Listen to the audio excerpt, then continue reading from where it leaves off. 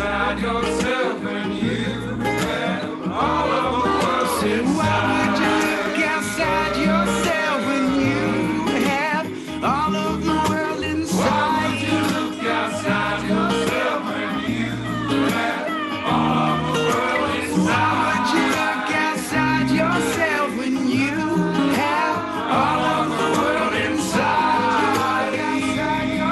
Inside, all of the world inside.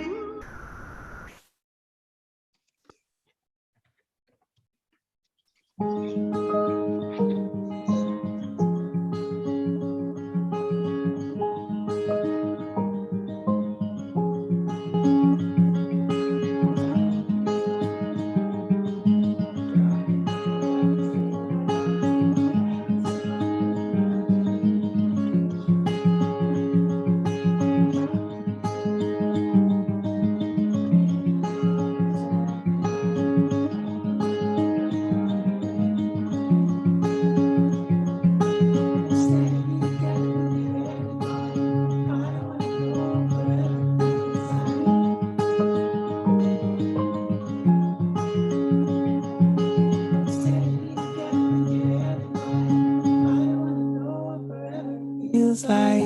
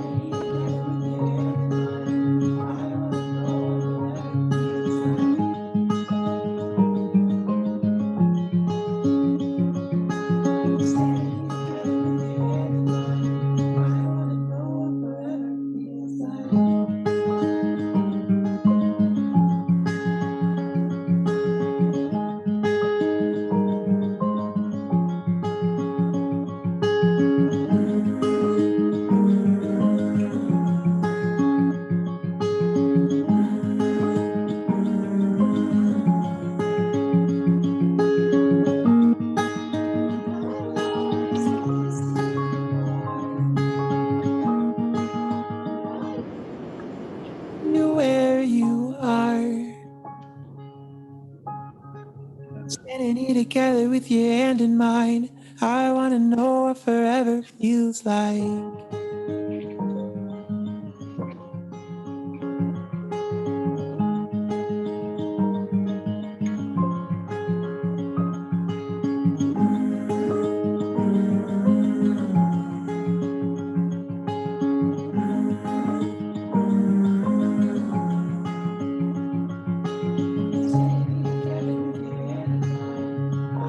Know what forever feels like.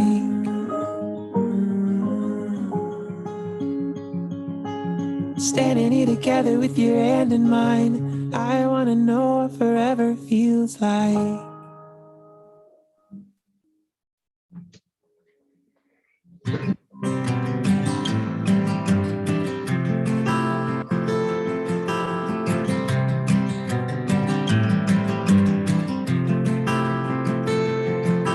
I like the way you hung the moon. I just like being close to you. When you're gone, I feel so blue. Yeah, I like the way you hung the moon.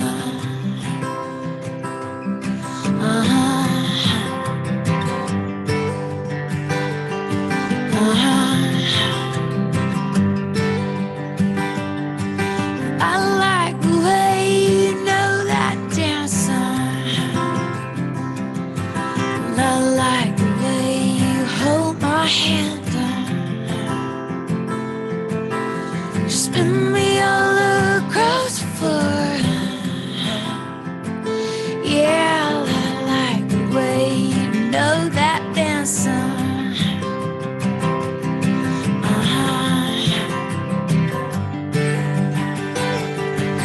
I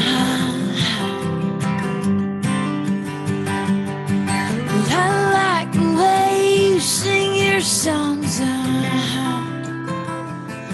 You've been singing to me all along. The way you loved me warmed my heart. Yeah, I like the way you sing your songs.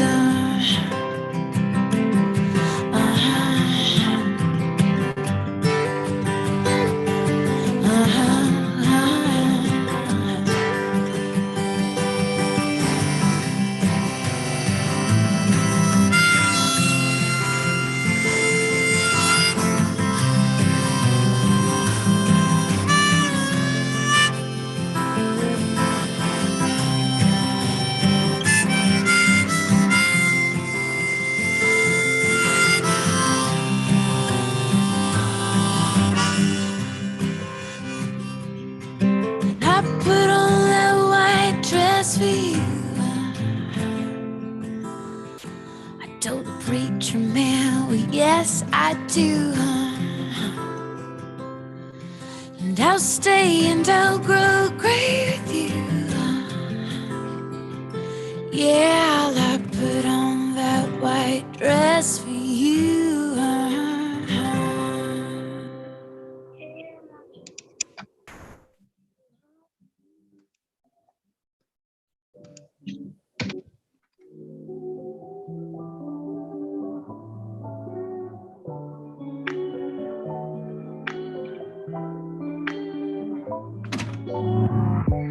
I don't wanna rush this, but baby, have you noticed we've been up all night?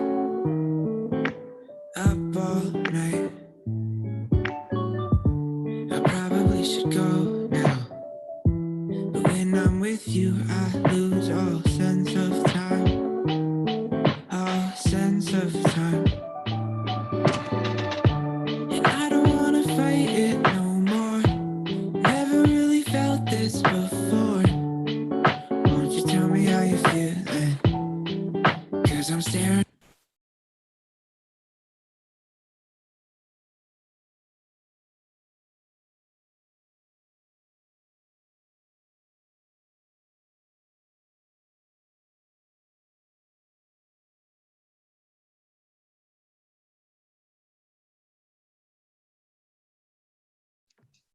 Indra INN jadikan co-host.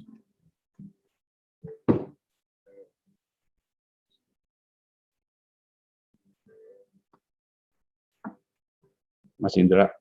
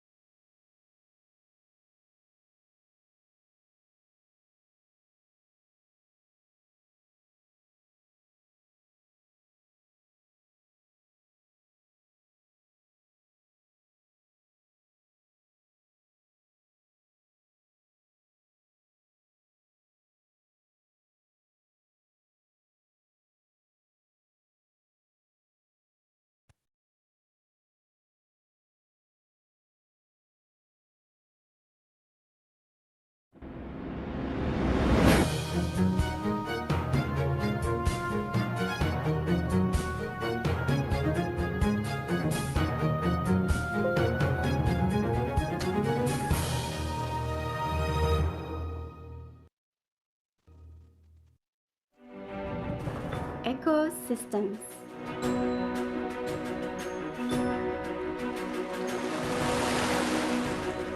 Diverse, yet can be scarce. Distinct, yet interconnected with each other. Multifunctional, yet can be fragile. They provide varied goods and services that are integral to our economic and socio-cultural existence, as well as to our environmental sustenance.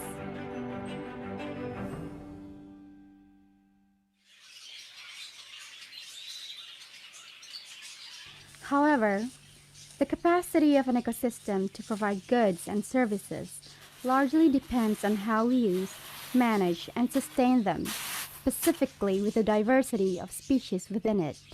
For several decades now, our biodiversity and their ecosystem have been exploited and altered due to conflicting interests of various stakeholders, resulting to loss of essential natural services and environmental degradation. The Simeo Regional Center for Tropical Biology, with its vision of being a leader in enriching and promoting the real values of tropical biology in Southeast Asia, recommits itself to further promote the proper functioning of ecosystem under its 10th five-year development plan from fiscal year 2017-2018 to fiscal year 2021-2022, with the theme Forging Ahead with Tropical Biology for Environmental and Social Transformations in Southeast Asia, or Tropical Best in Sea. Simeo Biotrop dedicates its research, capacity building, information exchange, and community outreach mandates to three program thrusts for the next 5 years, namely restoration of degraded ecosystem and landscape, sustainable management of intensively used ecosystem and landscape, and conservation and sustainable use of unique ecosystem and landscape of high biodiversity.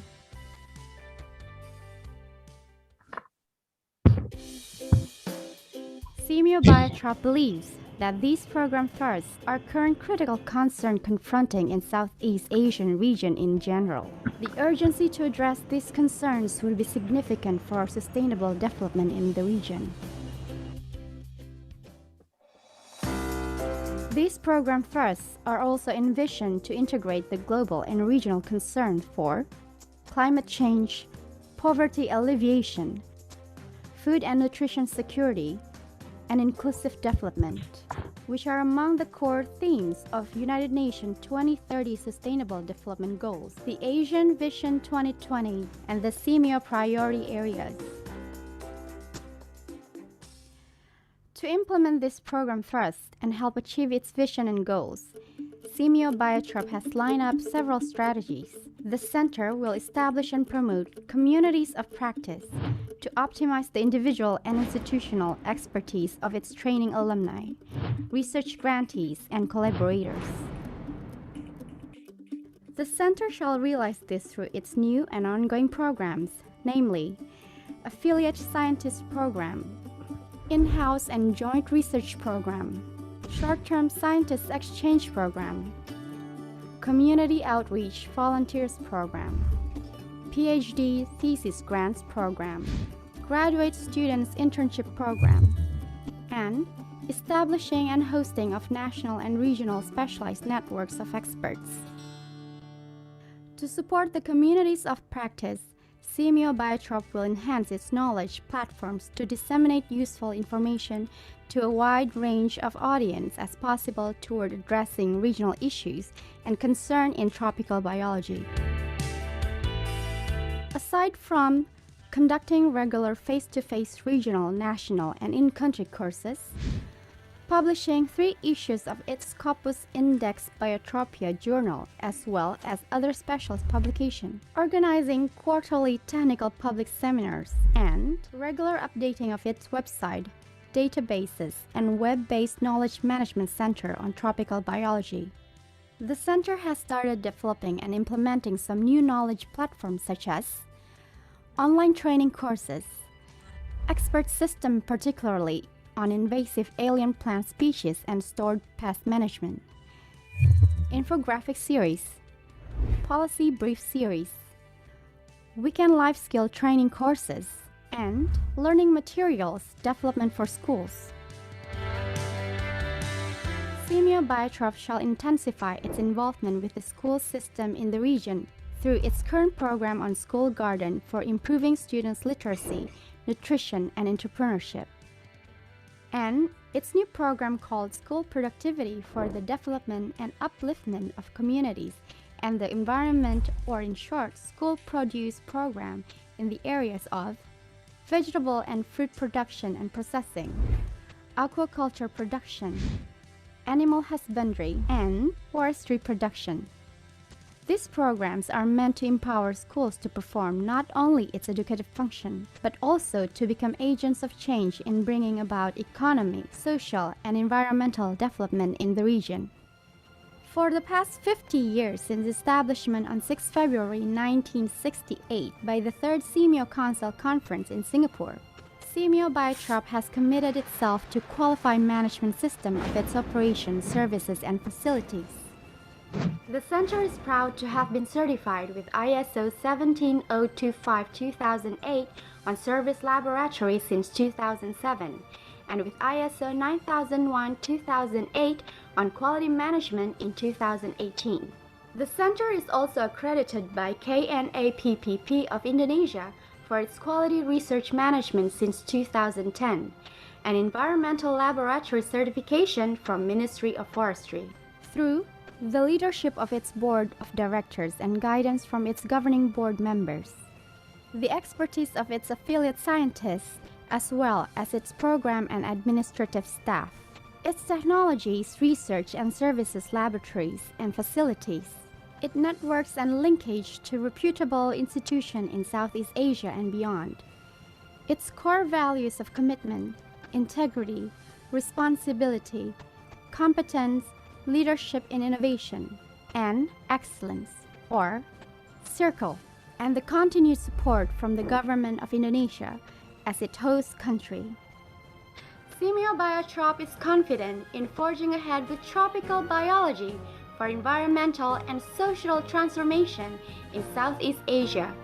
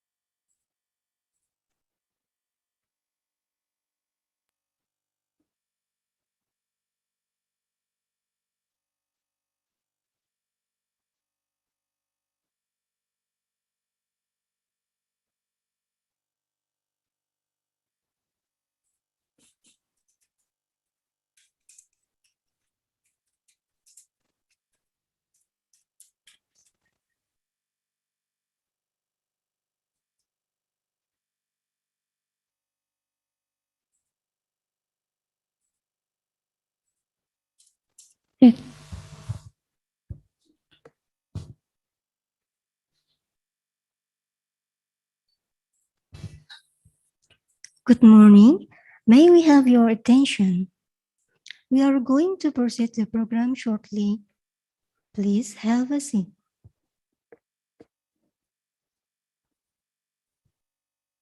Kindly be seated and may we have your cooperation to switch off or mode on silent your mobile phone and mute your voice soon. Thank you.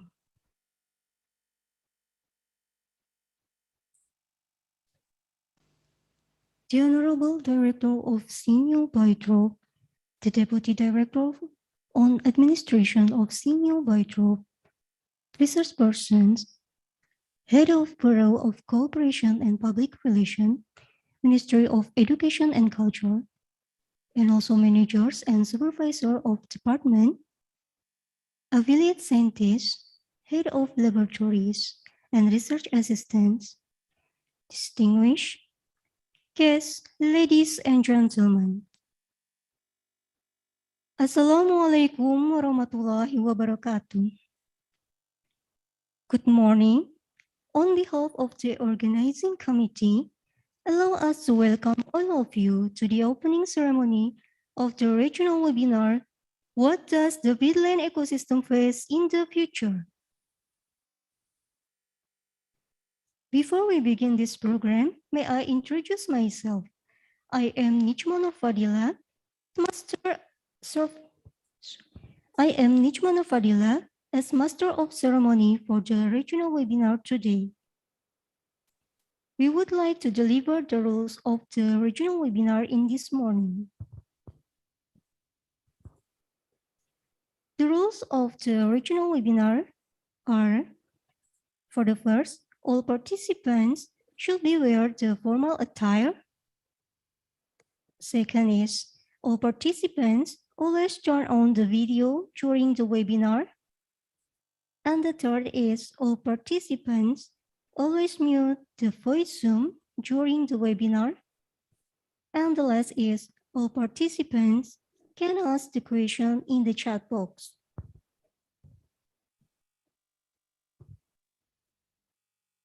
Ladies and gentlemen, as our first program, may we invite you to sing the Indonesian national anthem, Indonesia Raya, followed by the presentation of senior colors. Please rise, all of you.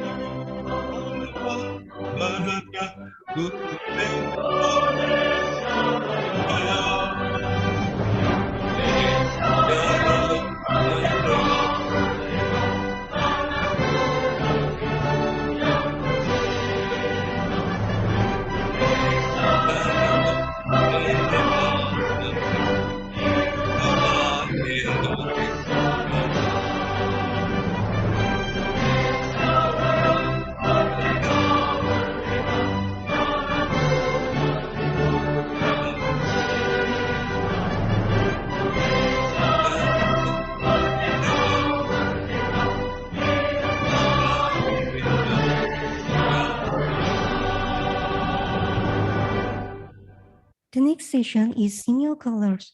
Kindly stay for standing up.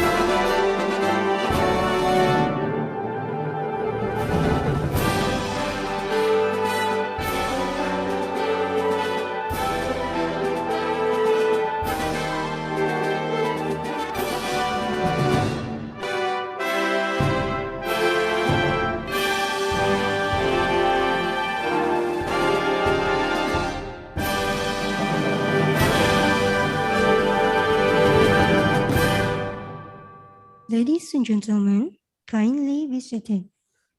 May we present the senior song.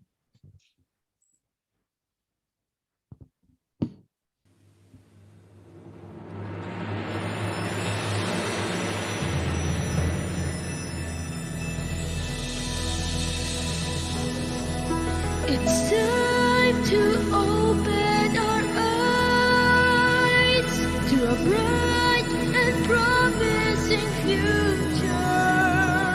We'll rise to the call of the times and create a stronger tomorrow.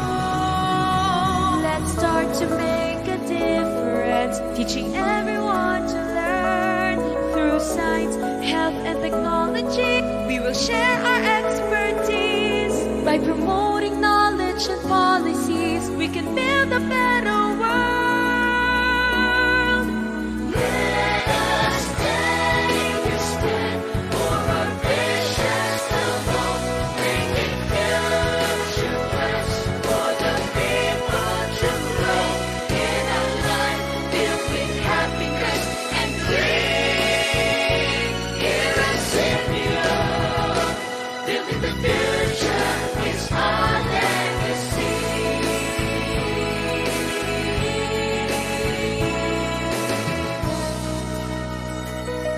We'll achieve our goals through partnership, creating opportunities. By working hand in hand, we can accomplish all our dreams. For a better quality of life is now within our reach. Let us take a stand for our visions of hope, bringing future plans for the people to grow in a life filled with happiness and dream. Here at Symphia, building the future is our legacy. Let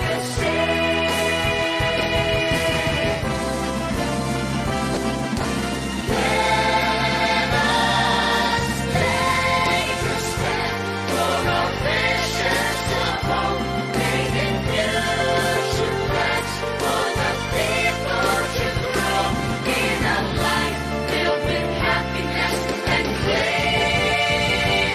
Here at Symphia, building the future is our legacy. Building the future is our legacy. At Symphia,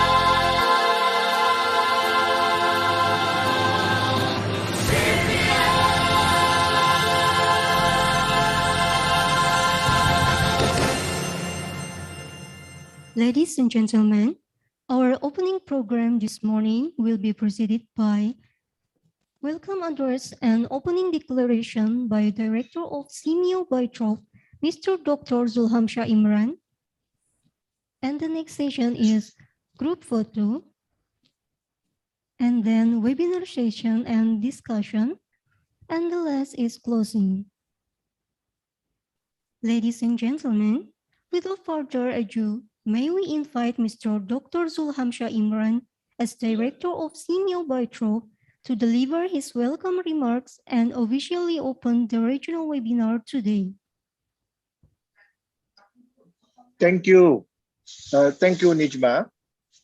Distinguished Head of Bureau of Cooperation and Public Relations, Minister of Education, Culture, Research and Technologies, or who representative to attend this regional webinar, Dean of Faculties Fisheries and Marine Science, Dr. Ferdinand Yolanda, Faculties of Agriculture, and then Forestry, IPB University, Dr. Neres, Head of Agriculture and Horticulture, Professor Edi Santoso, and Head of Aquatic Resources Management Department, Dr. Majariana Kristanti, IPB University. Resource person, I know that Bapak Suryadi Putra and Professor Bambang Hero already on camp. I think DDE and DDP Siamia Biotrop, and then I'm sorry, Dean of the Science and Technology, University of Asifia University, managers, deputy managers, affiliate scientists, partner from Southeast Asia and other countries, and also participants. Please let me deliver my welcome remarks just shortly. Yeah, today we know that peatland ecosystem face an extremely challenges in both natural and anthropogenic factor determination. Yeah, we know that deforestation and comfort to be various activity for human welfare reason have increased without pay attention how to save peatland ecosystem and its biodiversity. Sometimes we blame that increasing of global temperatures in Earth atmosphere that we are that we are always blame the influence factor distribution on peatland ecosystem. Nowadays, we have know that government of Indonesia has also developed food estate in several areas in Indonesia, Sumatra, Kalimantan, and Papua Island. Yeah, so we need to participate in this occasion to avoid the increasing of the deterioration of natural peatland ecosystem. Peatland ecosystem at least has 4 ecosystem services: proportioning, regulating, supporting, and culture. So we know that in terms of proportioning services, we know that peatland ecosystem has a function for food supply for the humans. After human have converted and used peatland ecosystem to be agriculture, and then palm oil plantation, mining, and fisheries, we have harvested the impact on the peatland ecosystem. Now we need to move forward how to restoration our peatland ecosystem, not only in Indonesia, but also around the world. Sir. Just for information, Southeast Asia owns a large tropical peatland which cover about 24.8 million hectares, or 56% of the total area of the world tropical peatlands. A total of 60.5% of it, or about 14.9 million hectares, is in Indonesia, which is spread out in the Sumatra, 43%, and then following Kalimantan, 32%, and Papua Island, 25%. Indonesia has the largest extent of the tropical peatlands in the world.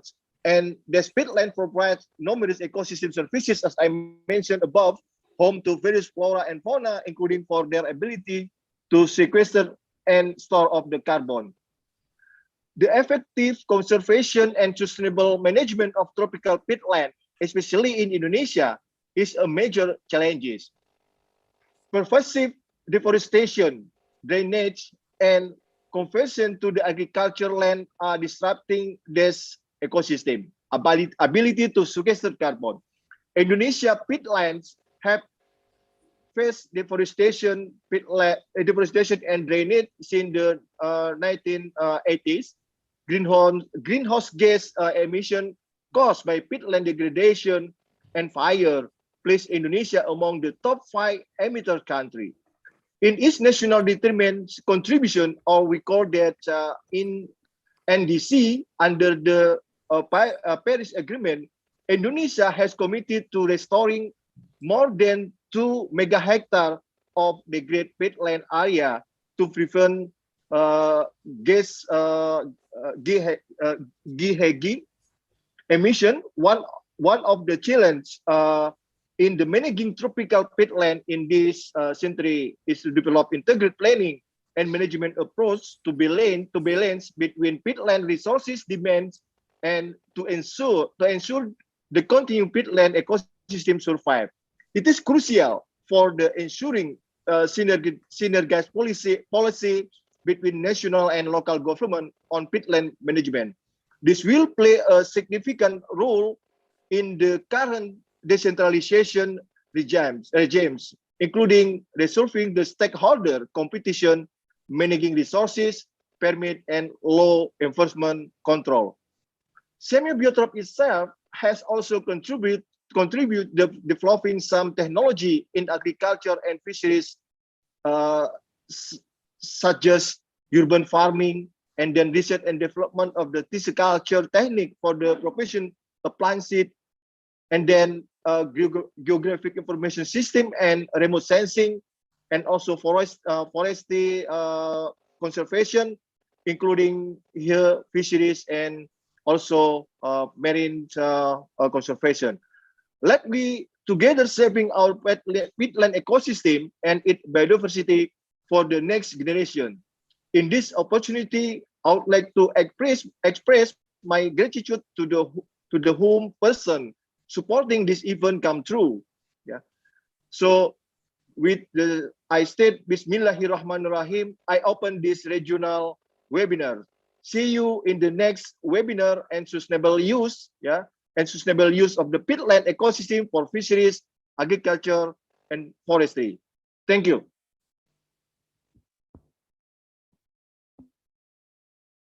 Thank you, sir, for opening this webinar. Ladies and gentlemen, the opening remarks conclude our opening program this morning. Now, may we have your attention to have the group photo. Please turn on your video.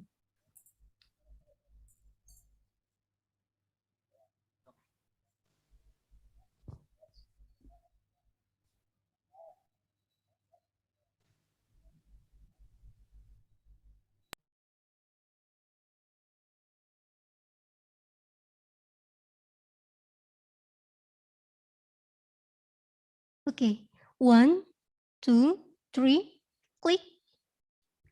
1, 2, 3, click. 1, 2, 3, click. 1, 2, 3, click.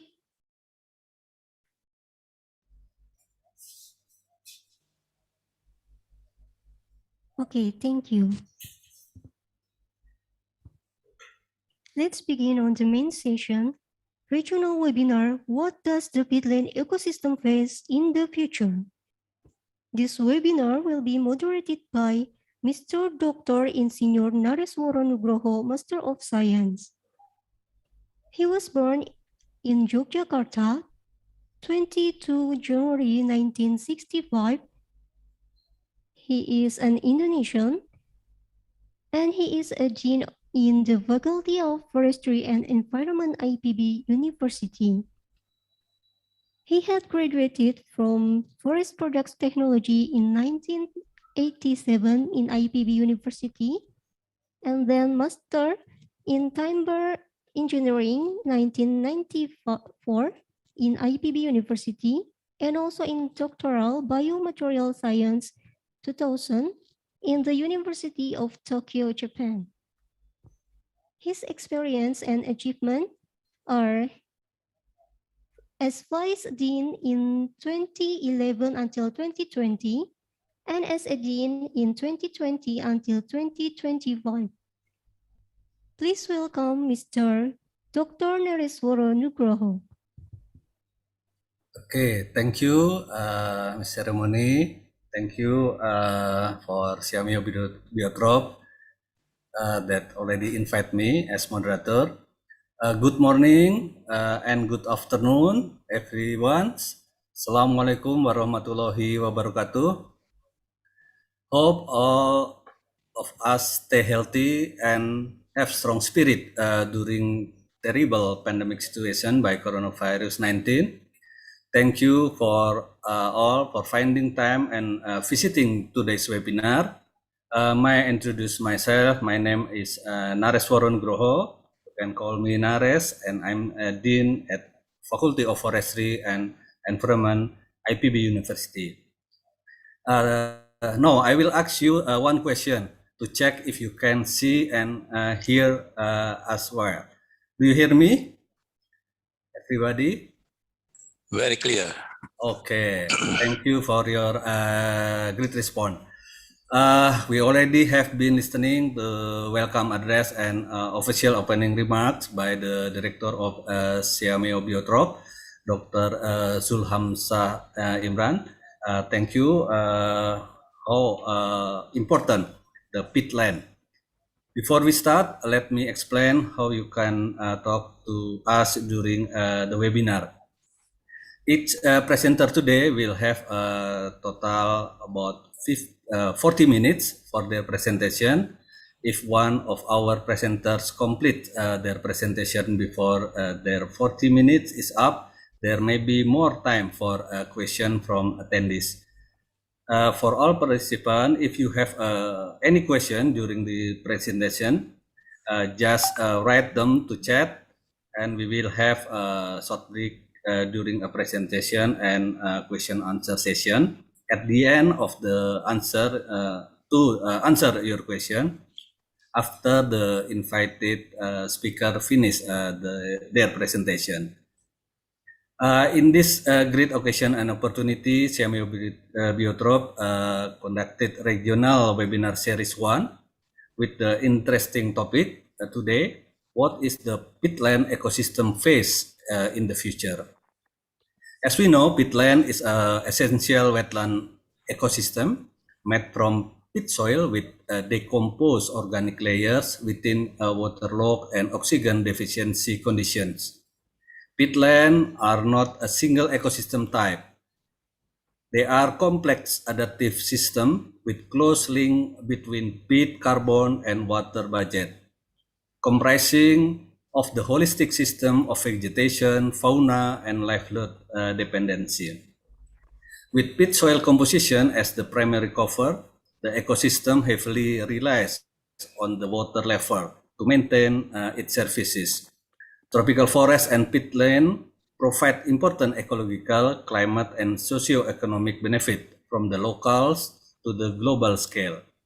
However, this ecosystem and their associated benefit are threatened by anthropogenetic activities, including agricultural conversions, timber harvesting, peatland drainage, and associated fires. Here we identify some key challenges and provide potential solutions and how future of peatland ecosystem. Today we invite two invited speakers who are experienced and well-known in Indonesia and even well recognized internationally. Now please welcome our first presenter, Insinyur Nyoman and Suryadi Putra. Mr. Nyoman Suryadi Putra was born in Denpasar, 21 November 1956, and he graduated at IPB for bachelor degree in 1984-85. He participated in the postgraduate course on limnology in Austria, and in 1990-1991 on environmental management in Technical University Dresden, Germany. Now he is a senior advisor to YLBA, Yayasan Lahan Basah, and well known as Wetland International Indonesia, and he also associate expert of Biotrop and BRGM, Badan Restorasi Gambut and Mangrove, or Peat and Mangrove Restoration Agency. Mr. Suryadi Putra has more than 30 years experience in natural resource management, coastal zone and mangrove, as well as peatland management sector in many of the Indonesian provinces. He supported the conceptual development of program for combined livelihood option with peatland and mangrove rehabilitations, including an integrated coastal wetland conservation project in Sumatra, Kalimantan, Sulawesi, and Papua. He also the lead author, co-author, and editor to a number of peatland publications. As we know in agenda, he will now deliver the presentation in topic 1, entitled Strategic Issues on Peatland Ecosystem Management. Please, Mr. Nyoman Suryadi Putra, you have 30 minutes. Time is yours. Yeah. Okay. Thank you, Pak Nugroho. And also thank you to the director of Biotrop, Dr. Zulhamzah. This invitation is a very interesting for me. Why? Because it reminded me when I was first graduated from IPB in 80, and my first job was working as a junior scientist in Biotrop. So that was 40 years ago. So now I'm already becoming a grandfather. So please allow me to show you my slide. Yeah. Apakah terlihat, Pak? Not yet. Maybe takes times. Ya.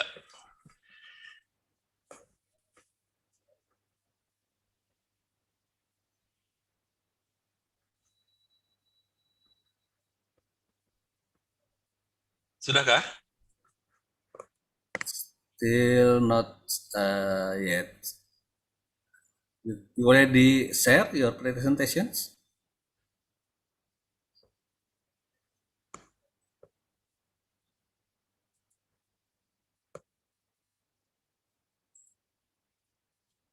Saya screen sebentar, Pak. Saya ulang lagi. Yeah, already see. Yeah, okay. Thank you, Pak. So, my presentation today, it is about the strategic issue on peatland ecosystem management. Yeah. So before I go further, yeah, let me make an outline what I'm going to present. So before actually we are anticipating the future phase of peatlands, we must understand the following. Number one, what is peat? Its characteristics, value and benefits, area, location, and distributions. Especially, I'm talking about the tropical peatlands, yeah, focusing in Indonesia. So what are the threats of peatlands and the extent of use of peatland? So what is the current condition of peatlands policies related to peatland use and law enforcement? And what are the strategic issues that need to be considered for the peat ecosystem management? So the last bullet, that will be the one who will actually talking about the strategic issues, yeah, for the future. So actually, I'm not going to repeat it again, the definition, but to simplify again, I'm using the government definition regarding what is peat.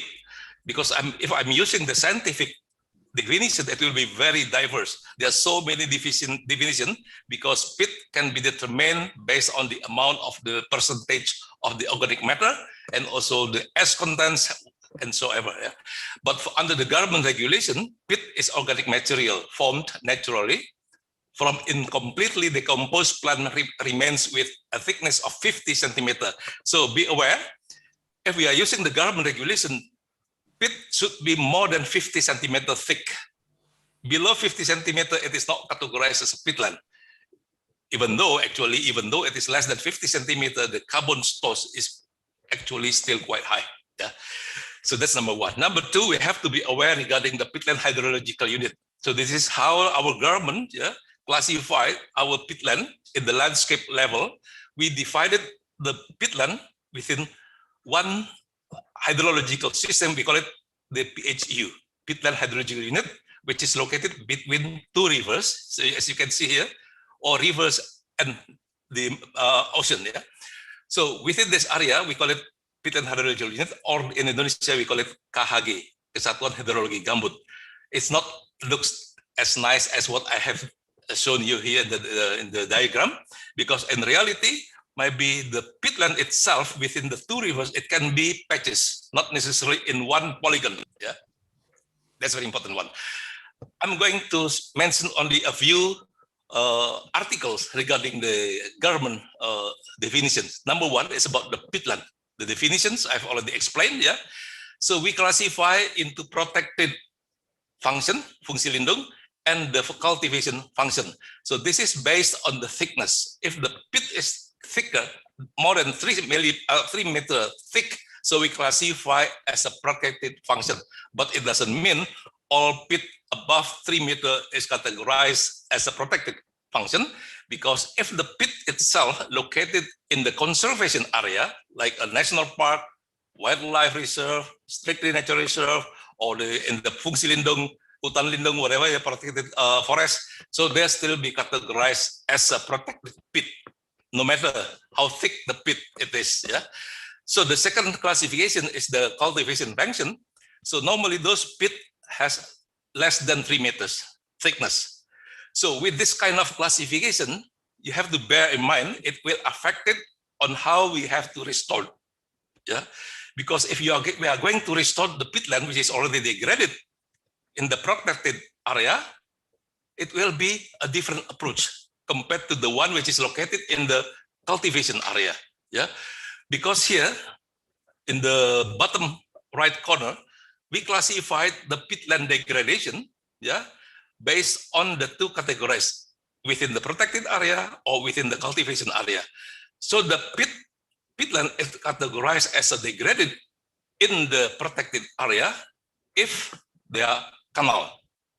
If there is canal there above the peatland in the protected area, so they definitely will be classified as degraded, or might be the volume of the land cover already reducing. Yeah.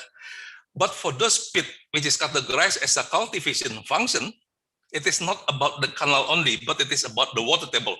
So if there is a canal and the water table below 40 centimeter from the surface, so it will be categorized as a cultivation function. So this is quite different.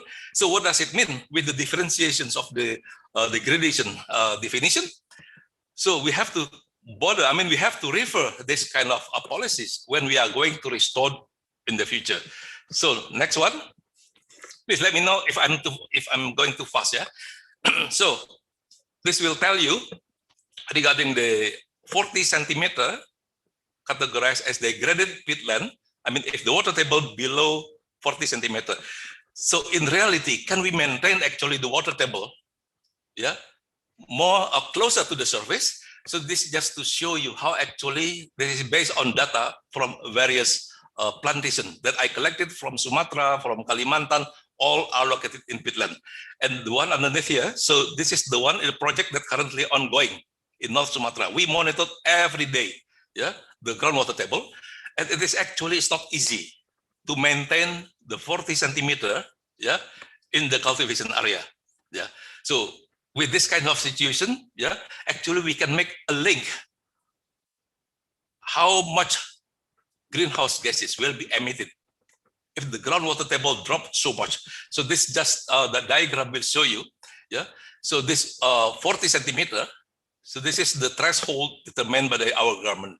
So if we can maintain 40 centimeter of the groundwater table, not more than 40 centimeter, so the greenhouse gas emissions will be 35 tons CO2. Don't forget, this is CO2, not carbon, yeah? CO2. If you would like to convert it into carbon, you should divide it by 3.67, yeah? But if the water table going down up to 1 meter, let's say close to 1 meter, the emission will be 95 tons CO2 per hectare per year. So what does it mean? The groundwater table in the peatland area is a very crucial issue if we would like to deal with to mitigate the climate change. In this case, especially how to reduce the emission of greenhouse gases in terms of CO2. Yeah, so we have to control the water table. Sounds easy, but in reality, I will see you later. Yeah. Okay, now I would like to give you a kind of illustration because I'm not quite sure if all the participants here understand how peatland looks like. Yeah. So actually in Indonesia, what we call it peatland, actually before we remove the cover, before remove the forest, actually it just simply looks like a forest. Yeah. But once the forest is removed, so we can see what this is pit. So this is the pit. You can see all the organic matter which is already buried under the trees, yeah. And then this kind of ecosystem, it composed of water, mostly water. I would say 80 to 9% of the volume is water. So I would like to say here, because I'm sure in this webinar, there are many people coming from the participants with a background as a limnologist, yeah. So what does it mean? So if this organic material have been removed, either because of the repeated fire, or because of the drainage, or because of the wash away, yeah, compaction, whatever you call it, so it will turn into a lake, into a stagnant waters. So again, don't forget, peatland actually is a lake which is not yet refilled, yeah, because it is still buried with a lot of organic matter. So the question is now, if the forest already gone, so we can see the pit material, we can see the water. So the water I can categorize as swamp, yeah, and then the pit is here. The question is now, we can discuss this further because this is very interesting. By doing a restoration project, the question is, can we really bring back all this kind of ecosystem like in the past, like when it was still pristine? So that's one question, but it will be very complicated to answer. Yeah, that's number one. So number two, I can classify gave you a very short explanation how pit will actually perform. In Indonesia, yeah, most of the pit actually it was established starting from the existence of puddles or inundation water, yeah, swamp areas, and then it was small shallow lakes, and it was gradually, filled up with aquatic plants. No matter if it's algae or it is aquatic plants, like phragmites, whatever, and later on, all of this ecosystem, the basin will be filled up with organic matter, and later on it started with the higher plant species. So that's why, normally we will develop the homogeneous pit above the topogeneous. The topogeneous actually having a very strong influence in terms of the nutrients. Nutrients are coming from the river. So during the river is flooded, the floods will go into this side, so it will fill up this basin, which has a lot of organic matter, so it become quite fertile. So it's gradually going up and up, So and at the end you can see the domes, So the domes normally composed with the plant species, which is not as rich as the plant species that you can find in the shallow part of the pit. So this is the situation of the peatland. So that's why it is a very, very fragile ecosystem. I agree with Pak Nugroho. Peatland ecosystem, it is not just a pit ecosystem. Because once the material is gone, it becomes a lake ecosystem. It's a water body, inundated water body ecosystem. But when it is still intact, if you look at from the aerial survey, it just looks like a forest ecosystem. So this is a very unique. So next one. So this will show you how actually our peatland distributed in Indonesia. So actually most of our peatland, located in the lowland area. Only a few in the upland. Our peatland, which is located in the upland area, mainly located in the West Kalimantan, like Kapuas Hulu, or maybe in Papua. But most of our peatlands are located in lowland, or even some of our peatland, they are in association with the mangrove. So you can see here, don't be surprised. If you go to some of the mangrove forests, you might find pit underneath, even though they are not very thick. It is accumulating of the organic matter, maybe from the mangrove leaves and other organic matters coming from the ocean. So this is how it looks like, our pit distribution. So the question is now, what happened if we disturb our peatland? So if you look at the right top corner here, so I'll show you here how actually the peatland succession. So it was started like this one, pit and accumulated with the organic matter. And then with the vegetation. So it has a very very significant roles in terms of the sequestration of the greenhouse gases. So when there are still trees on top of the peatland, so the trees will be under the photosynthetic mechanisms, it will absorb the CO2. So you can see the arrow, this one, CO2 will be absorbed, but also they are going to release the CO2 at night during the metabolism. So what happened now?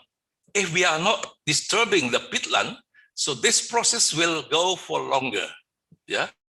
So at the end, because of the heat and pressure, this one day becoming a coal. Becoming a coal.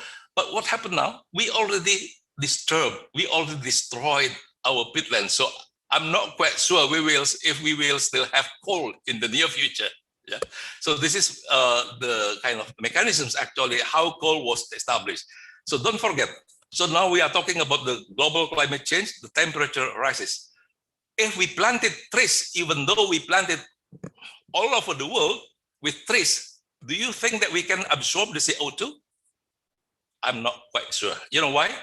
Because the fossil fuel that we burned, let's say from the gasoline, from the diesel, whatever, and this was actually established from the algae, from the sea, from the lake ecosystem.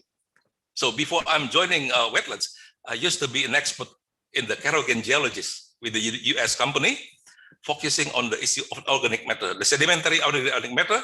In the drilling companies, we collect samples to determine. I was very surprised because most of our oil, gasoline, it was derived from algae. It's not from the big trees. So that's the illustration. So now what happened? If we are not disturbing the peatland actually stored huge amount of fresh water. So don't forget, Indonesia have about 20 million hectares of peatland. So if we are using the threshold figure of 5-meter thickness, and then it contains fresh water. So I come up with the figures, 1 trillion cubic meter of our peatland in Indonesia actually storing fresh water. Not on the lakes, not in the river. You know why? Because our lake ecosystem in Indonesia might be less than 500,000 hectares. Yeah. In our river, the water will go to the river and then will be flushed away down into the sea. But in the peatland, they will stay there. But you know what happened now? We try to remove the water because we try to plant it oil palm, planted the acacia or other, because this vegetation, they are not specific for wetlands. So they have to drain out the water from the peatland, so that the peat becoming compacted and then become dried out and then easily to burn. Yeah. So that's the situation. So you look at this kind of diagram here. Let's say the earth water actually mostly located in the ocean, 97%. 3% is only in land. Yeah. So what happened in case of Indonesia? Most of the fresh water located in the peatland. So be careful. Our peatland water, it is actually our future, yeah, for the living creatures who live with the fresh water. So with regard to distribution in Indonesia, you can see most of our peatland located not far from the sea. Let's say about 30 meter, yeah, height. So look at this, 21 million hectare, located normally in the lowland area, elevation less than 30 meter, or maybe 80 kilometers toward mainland. Yeah, it's spread over Kalimantan, 5.8 million hectares, Papua 8 meter, Sumatra 7.2 meter. But don't forget, even though Papua is a very big in terms of the area, but the pit in Papua, it is very shallow. Yeah, but in Sumatra it is very thick, especially if you are talking about Riau province, where peatland are located. It stores huge amount of carbon, yeah, instead of in Papua, because Papua pit is very shallow, mostly less than 2 meters thickness. So if you look at the global situation, so what happened? Actually, globally, the total peatland area globally is about 400 million hectares.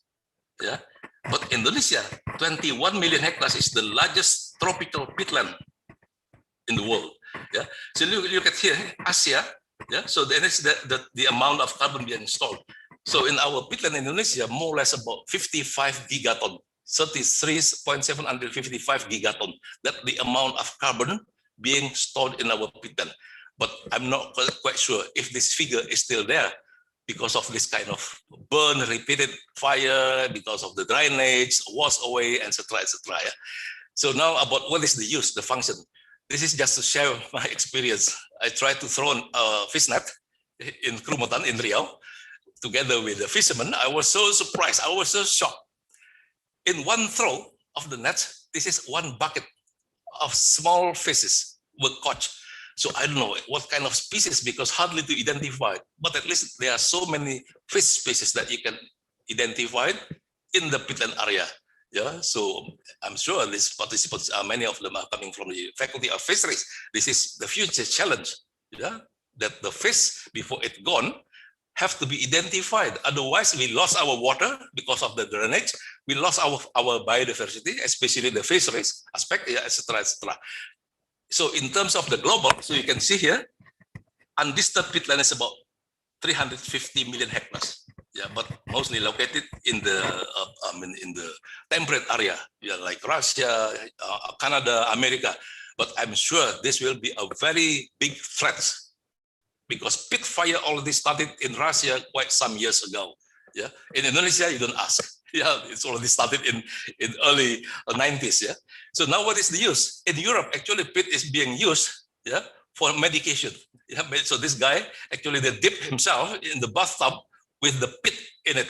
So he was suffering by rheumatisms. He believed that pit can cover his problem with the rheumatisms. And look at this. This is sauna. So people actually go to the sauna and then they can, let's say, bathing with this kind of peatland. Yeah. So if you drink whiskey, yeah, Scotch whiskey, actually the malt, the basic material using to produce a whiskey, actually it was burned using the pit, yeah, like a briquette, yeah. So it will causing the taste or the smell of the whiskey very specific, very special, yeah. So they just indicate some useful of the peatland. So this is my favorite plant species. Yeah, in most of the peatlands ecosystem that I visited, if we are come closer to the dome, yeah, to the thicker peatland, so normally we can find there are so many pitcher plant species. The reason is why, because in the dome hardly you need hardly for the plant species to receive nutrients, but this pitcher species maybe they can use the nutrients coming from the insects. So they are not really depending on the nutrients in the ground. Yeah? There's so many. I have a lot of pictures regarding the pitchers plant that I've collected from different peatland species from Indonesia, Malaysia, and also in Brunei Darussalam. Yeah. So now come up with the problem. So what is the problem? So you look at this, the top right corner, it indicates the, hello, can you still hear me? Yeah, very clear.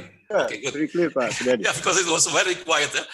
So this top right corner, if you open up your Google map, so you can see in the east coast of Sumatra, also in Kalimantan, yeah, and very soon already in Papua. There's so many lines like this. So this indicates the canal. So the canal, the rule of thumb, every 1 hectare of peatland that already converted into oil palm, they need 120 meter until 700 meter canal length just to drain the water out. Why? Because if they don't build the canal, the oil palm cannot grow. Acacia cannot grow. It will be inundated because peatland is a wetland species. Yeah. So don't forget that. Peatland is a wetland ecosystem. Yeah. So this is how canal being not only constructing, but they have it to be deepened. They remove the materials. If you go to the acacia plantation in Riau, you can see during the harvesting of the acacia, you can see this hexavanus going up and down. They're digging the canal, making more deeper. Why? Because big vessel, big boat will be coming in, will collect all the timbers out from the area. So they have to deepen the canal. So what will be the implication? Once they deepen the canal, and then the water table, yeah, and the water have to be, the peatland will be subsided, yeah. So that's number one issue. The other issue, this is I flew over the Kerumutan Wildlife Reserve in 2016, and then I found, the acacia plantation and also the oil palm, they're digging the canal, yeah, side by side with the conservation areas. So can you imagine? This conservation areas is Suaka Marga Satwa Kerumutan actually is a peatland that the species of vegetation is already adapted with the water ecosystem, with the flooded area, whatever. But this area, because I visited the area where it was just about to be new planting process is being in the process. So they had just harvested the products. So you can see they're harvesting, they're planting another species which is not the native species of peatland. So this kind of canal is actually very, very dangerous. Why? Because it will drain out the water.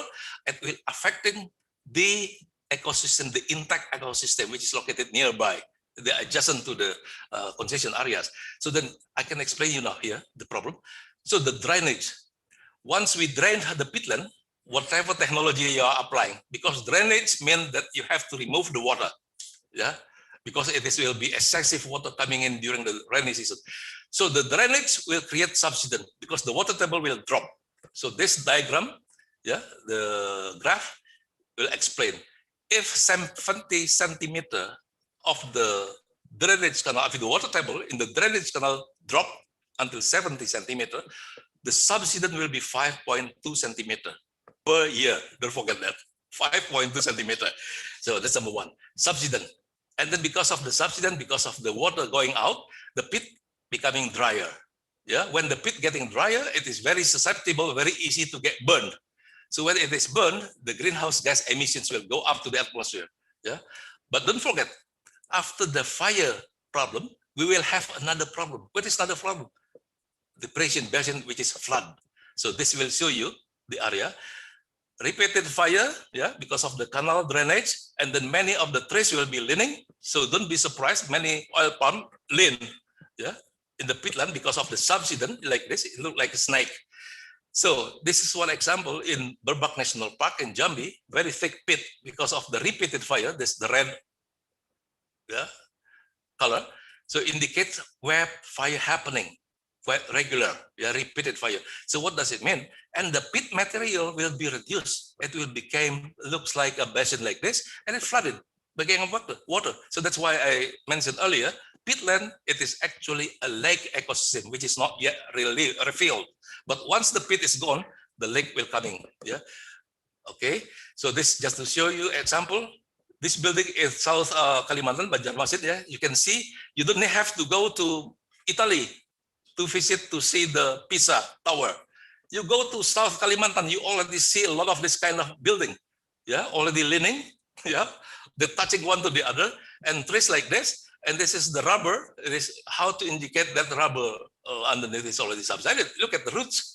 When I talked to the people, they said before the subsidence, actually they already tapped the latex. Yeah, tap the latex, the ketah. They can stand up in this yellow line.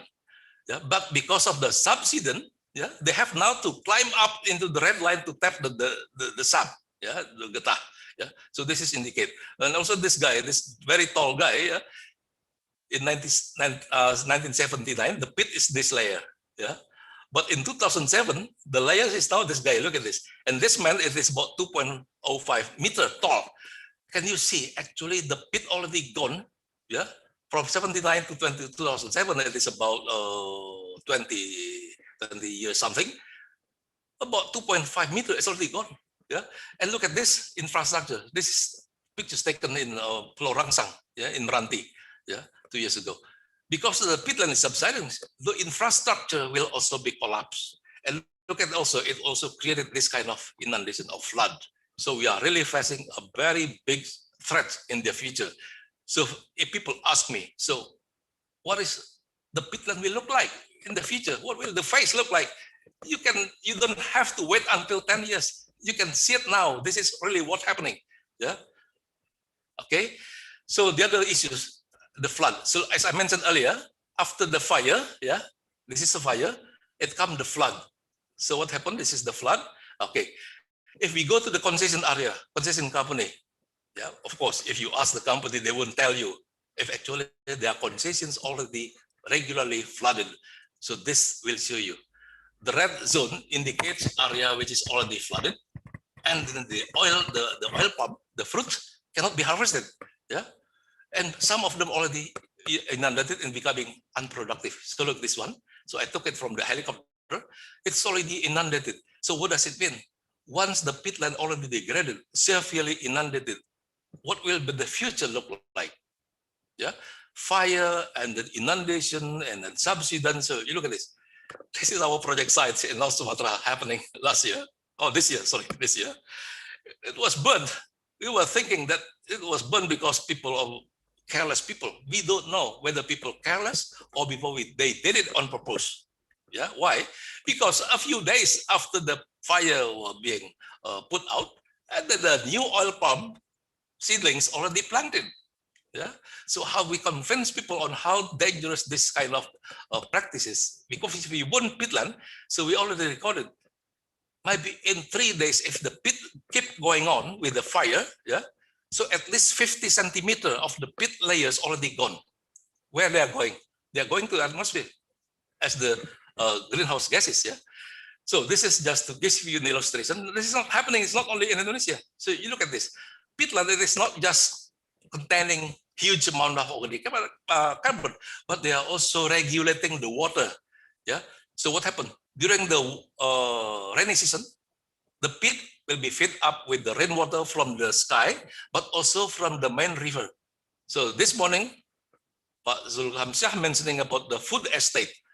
So my major concern regarding the food estate, yeah, it is not fire anymore, but it is flood. Maybe if you following the news already, what happening in Kartingan, in Central Kalimantan last week, it was severely flooded. Yeah, why? Because the pit.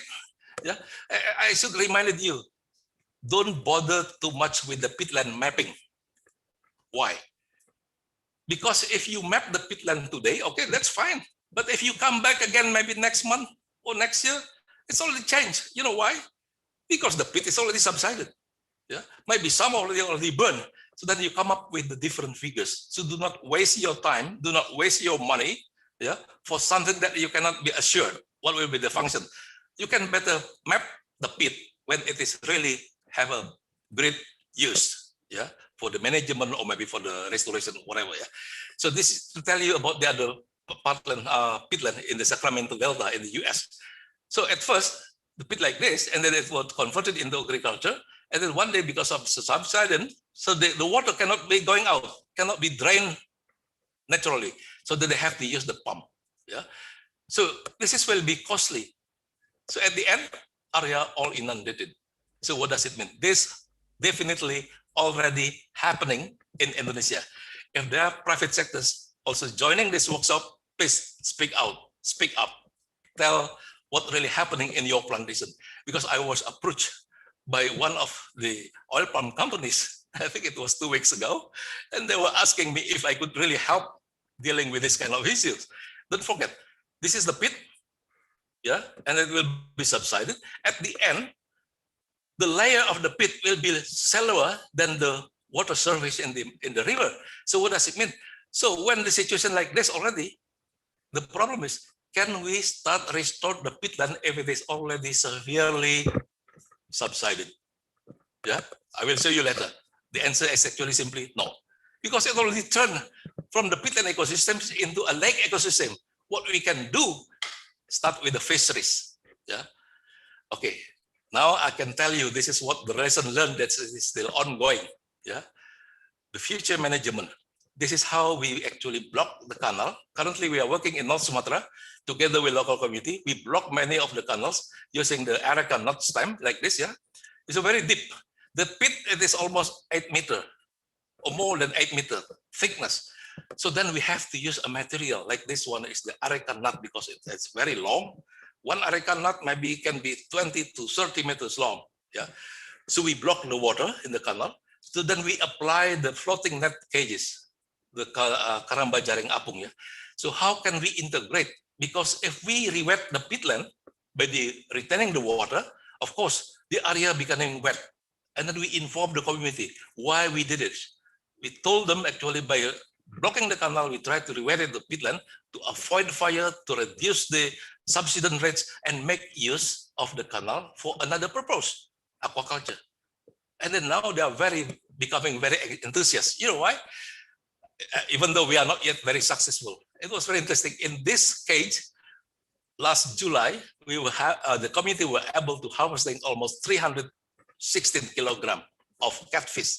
Yeah, but it was not still benefited. Why? Because the price for the feed is very expensive. So now we try to introduce using the black soldier flies. My God, this one. Look at this gentleman. So we already train people on how to actually cultivate the natural food for the fish farming. Yeah, so you can see here, one side we block the canal, at the other side we place the floating net cages. We try to apply the aquaculture, but at the same time we also planting the rattan, edible rattan. We call it pakat. Yeah? So we planted, we prepared the seedlings and also with the jelutong, the latex jelutong seedlings, and then we also with the sagu. Yeah, so we integrated between re-wetting the peatland, that R1. Yeah, number 2. Vegetation rehabilitation, that we planted the wetland species. What it is? Rattan, jelutong, and also the other sagu. Yeah. Why 3 species? Because that actually easily that we can obtain the seedlings, and also community were very keen to have the seedlings because it has a future value. Yeah, and also like the rattan, it is edible. Yeah. Okay. We also train them how to deal with the fire. Yeah, to build the well. Yeah, because I'm sure, if fire happening, this one it was trained by the Manggala Agni, yeah, and this one is a well that to make a preparation. If there is a fire, that we need water, so that we have to find out where the water is located. And then also the community built a tower. Yeah, it's a very simple one made from tree. Yeah, jackfruit timber. Yeah, so the height actually is not in accordance with the government law. Regulation should be, if I'm not mistaken, about 20 meters tall, but this one might be less than 10 meters. But at least people can see if there is a fire surrounding the area. Yeah. So last but not least, it is very important to know the precipitation behavior. Why we have to have this data? We have this data collected long time ago, 2008 until it was 2014, and then we continued. I mean, the company actually shared with us the data until today. It is very interesting to see the fluctuation of the precipitation, and then we are using these figures, yeah, to work with the community. For example, this one. You look at this is the canal that we've blocked already. So we inform them, be aware, rainy season will be stopped or the dry season will be started. So what does it mean? You better block the spillway, yeah, the saluran. So what they do, they fill up with the sack contains with the mineral soil to detain as much water as possible. Because we don't know, because if this is situation, for example, yeah, this is in June, yeah, for example, it is will drop. So if we have this kind of data or figures, we can actually inform the community, be aware, it started from May already, that you have to block all the spillway, yeah, in order to maintain the water as much as possible. So we connected the behavior of the groundwater table in this area with this kind of signboard. So you can see, if you look at this wordings, hari ini, and the small pipe, so this go down into the peatland.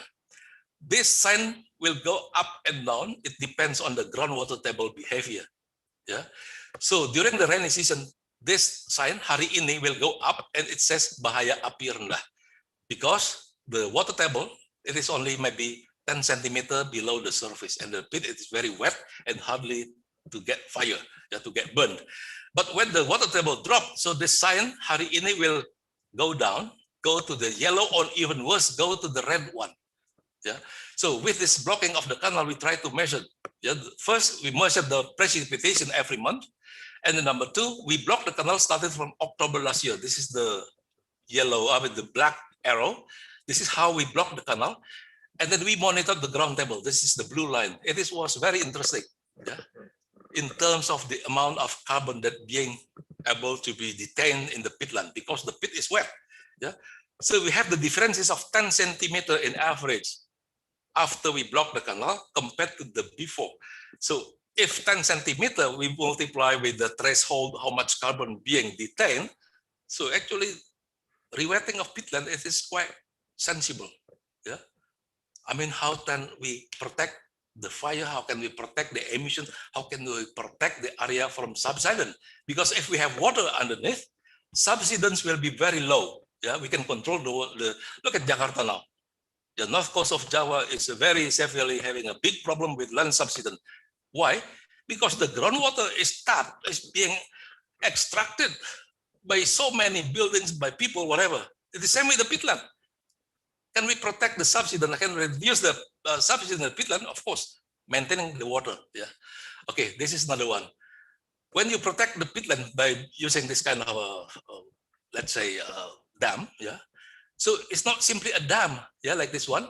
So we planted something on top of the dam. So this is the work of Pak Wakil Menteri Kehutanan, Pak Aludohong. Yeah, I don't know if he is with us here. So this is how actually we blocked the canal in the central Kalimantan when we planted the native species.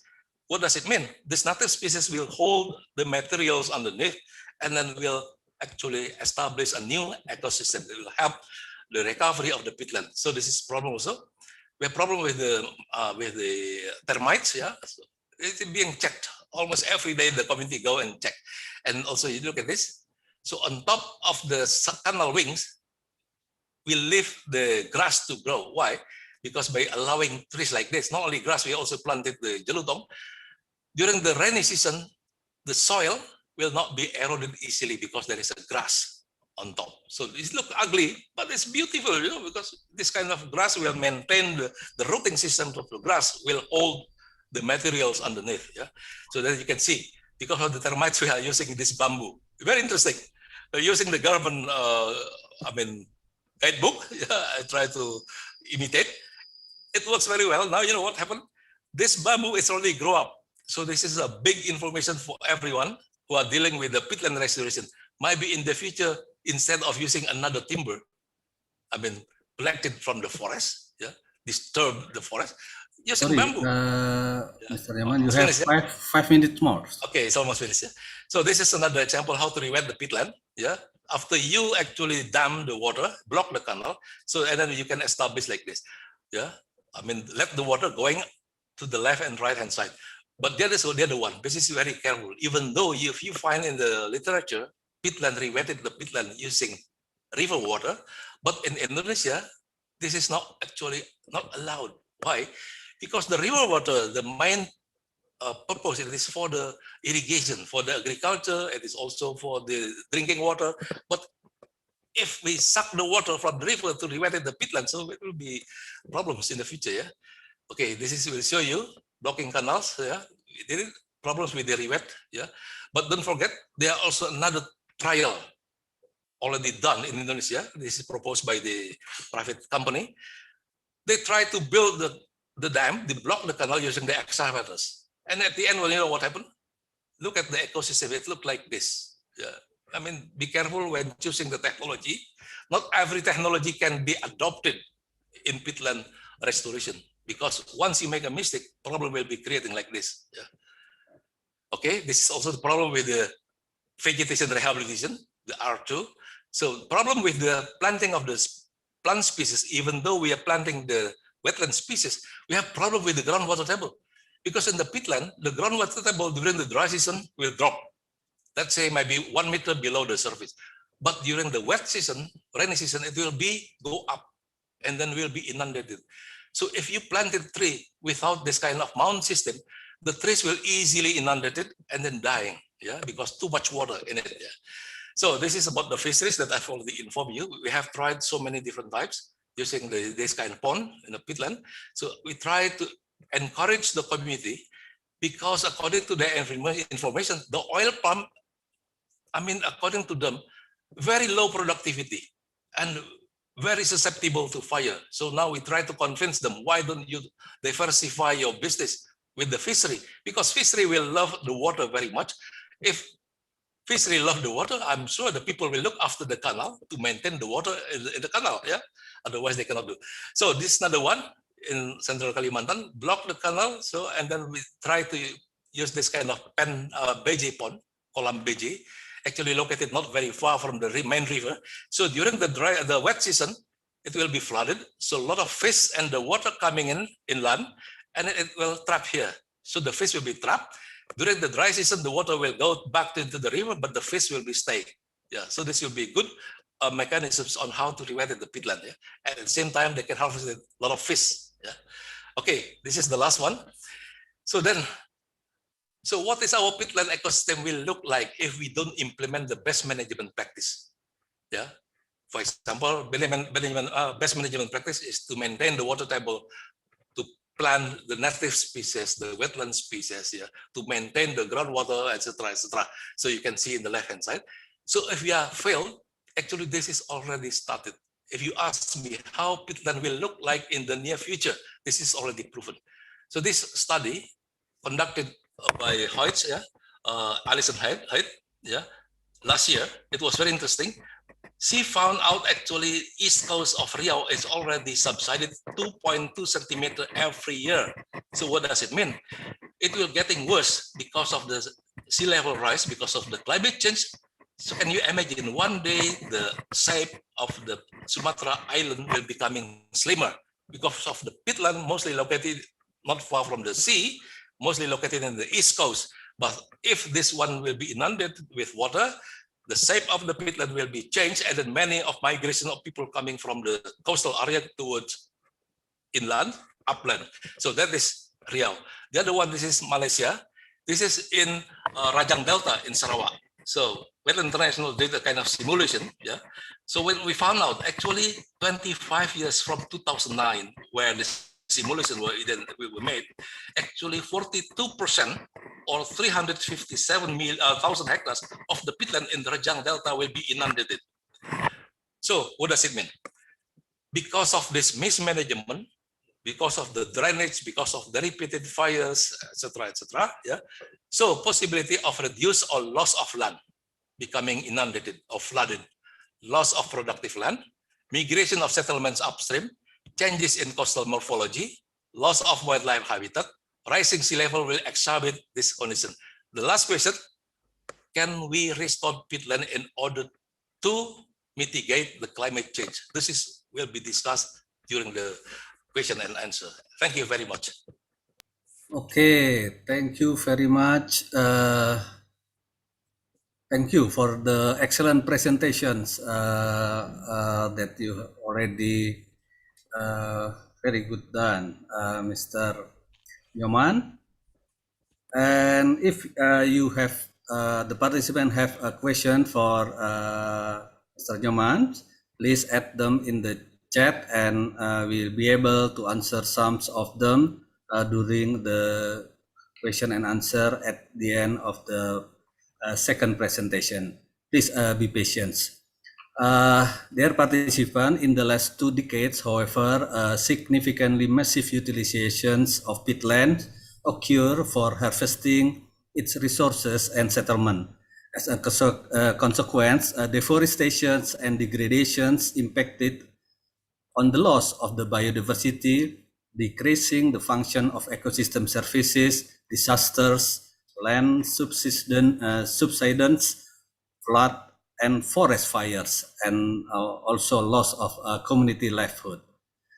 In the second topic, we have the presenters will be referred. The topic is impact of peatland fire on its ecosystem.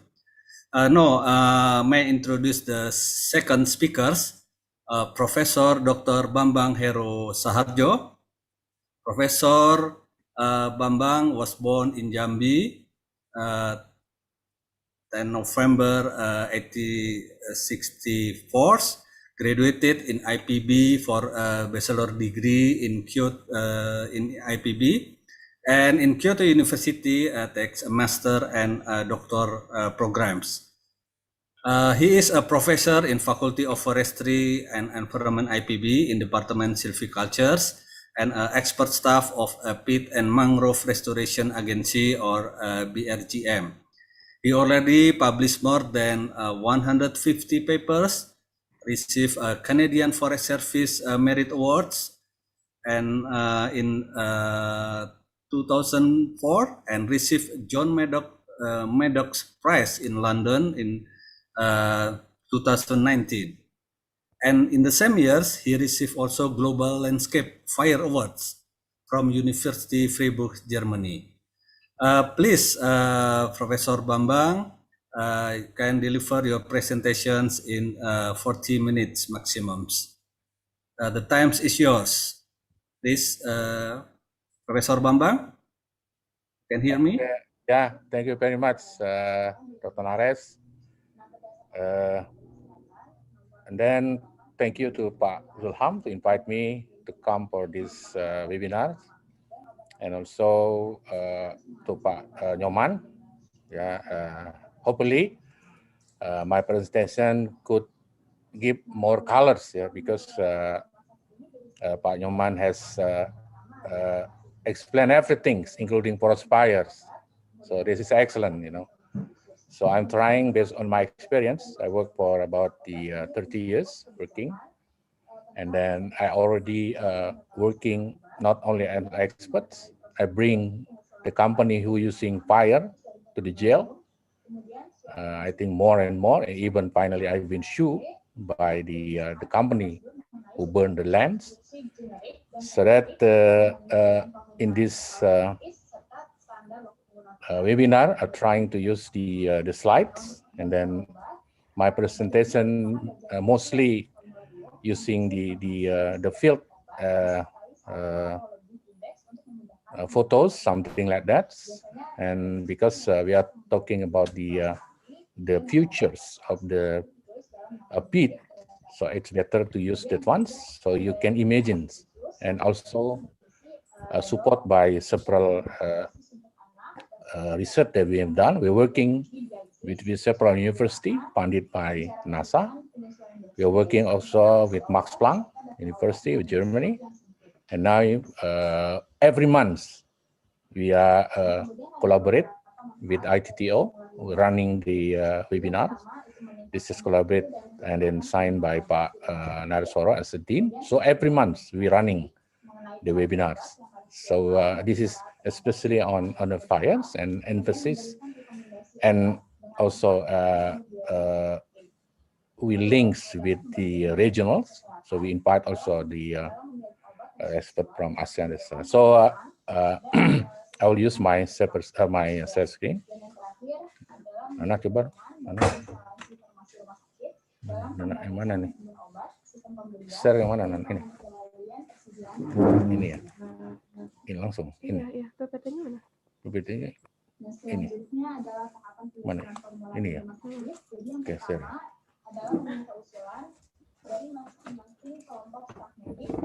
Okay, I hope you all could read my presentations. This is the title of my presentation: "Let Peatland Dry and Burn or Keep It Wet." So I start with the video. Yeah. Before that, I would like to show you, this is an imaginations I took from ngabai.com situation when the forest at the peatland, that we usually make some suggestion on it, because from here we can imagine that the situation where this ecosystem should be managed well, because they can produce positive impact to human being. And then you can see when the crown of this forest broken and all the flora are gone. This is, I think, the topic I would like to discuss in this webinar. And then this is several statements made by several researchers. The first, they told that tropical forests have a vital role in buffering the brunt of global environmental change, and then the forest act as a giant carbon sink. You see from this forest there, and well-preserved tropical forests can reduce global emission by at least 30%. Unfortunately, tropical forest conservation efforts have faced a significant challenge from the occurrence, especially on forest fires, because this is my research of focus. Yeah, mainly I spent more than 30 years on it. And then extensive fires have become more frequent and pervasive in tropical forest worldwide. And then finally, Indonesia has been identified as a hotspot of fires activities, a considerable proportion of which has from within its peat landscape. And then the other one, the fire is a significant source of gases and particulate to the atmosphere. Environmentally important gases produced by fire includes carbon dioxide, carbon monoxide, methane, non-methane hydrocarbon, oxygen of nitrogen. And now we know that there is a link also. We done several meetings through the webinars, the possibility of COVID-19 join there. This is, I think, our challenge to do the research on it. Fire also produces large amount of small solid particles or particulate matter, which absorb and scatter incoming solar radiation and hence the impact of our planet, as well as propagating a very human of health problems. And then the problem for fire cannot be observed merely from a single point. Okay, it must be seen expansively in various contexts. Okay, I will show you a video. Maybe it's quite interesting you. This is fires on peatland on Jambi. This is also been investigated. Yeah, this area is quite big, about 2,000 hectare burns. You see the huge amount of smoke here. And as later on, I will show you what kind of gases, including this. Yeah, maybe you saw only small fires, but I think this is. Actually, we have another also the video on it regarding how fire on the peatland look like. Tornadoes. Yeah, but maybe this is interests you in order to know about the situation in the field when the fire comes. Yeah.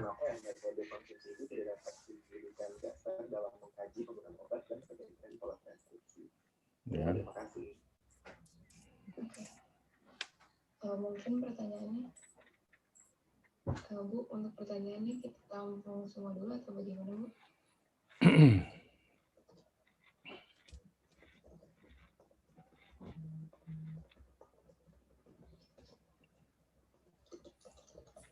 Yeah.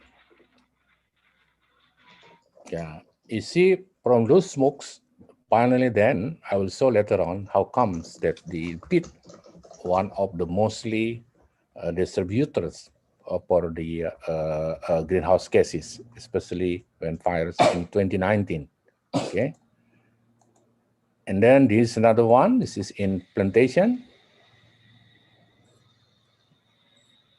The question is, which part they would like to fight first? If you have lack of equipment, and you have knowledge on how you deal it, because in one day, the fire spot is not once, maybe 10, maybe 20. So which one they would like? If you feel this is the biggest one, there is another 19, for instance, yeah? So it means that you cannot play the game when you're dealing with these pit fires.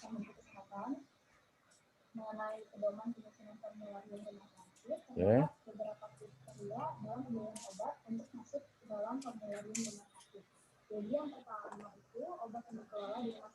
And then this is the, I'm happy and often send this, yeah, we would like to see, this is the reason why then, if we agree, it's not using fire, and we should prevent from everything, okay? Because there's a huge amount of this, and actually you can do nothing, just watching, because you know, it's hard to fight at once.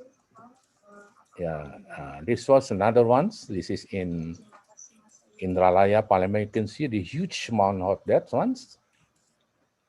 And when the fire comes, they never ask you, or never touch you, or we welcome you come, something like that.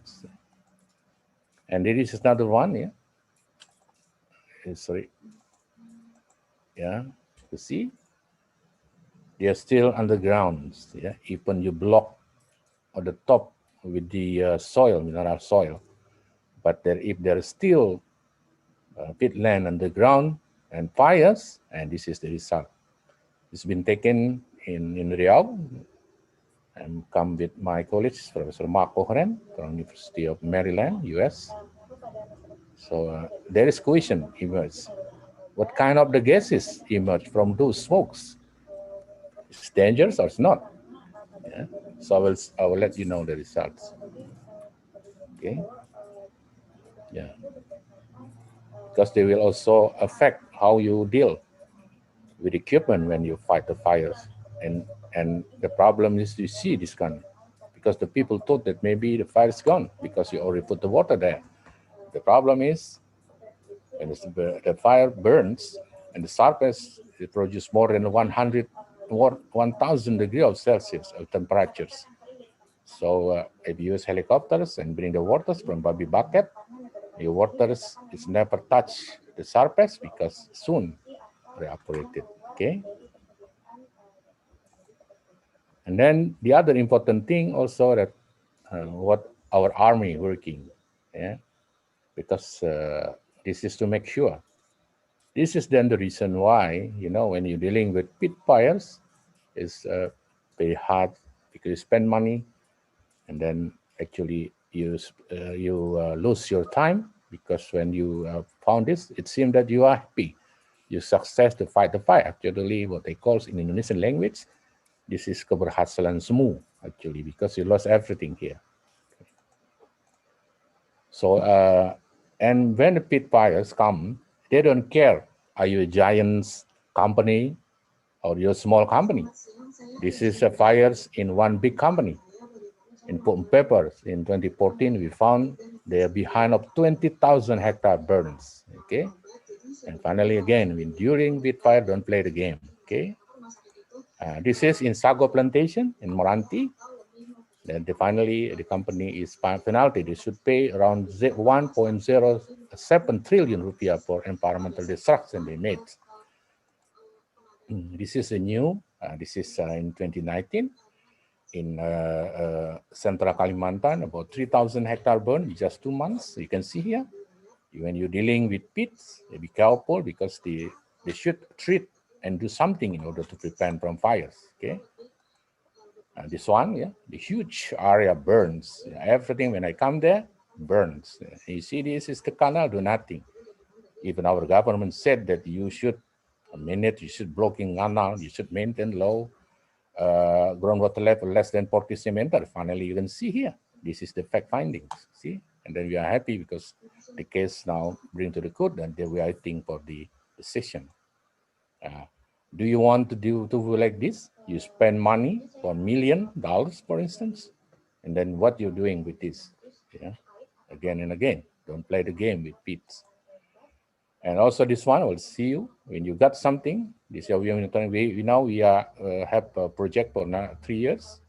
We are monitoring every days the hotspot fires at Sumatra, Kalimantan, and Papua. This is only one sample. You see here, this is in March 2020, and nobody cares. And finally, it's bigger. Okay, and also the other one that produces also PM 2.5. And also another greenhouse gases. You see, this is a small one, and nobody cares. And then you see, from here we can see, yeah. And then also the spreading of these smokes, yeah. Maybe they also will return back to their own places, or maybe they transborn to other countries, for instance. But we have the data. We can use a NASA, for instance, like from World View.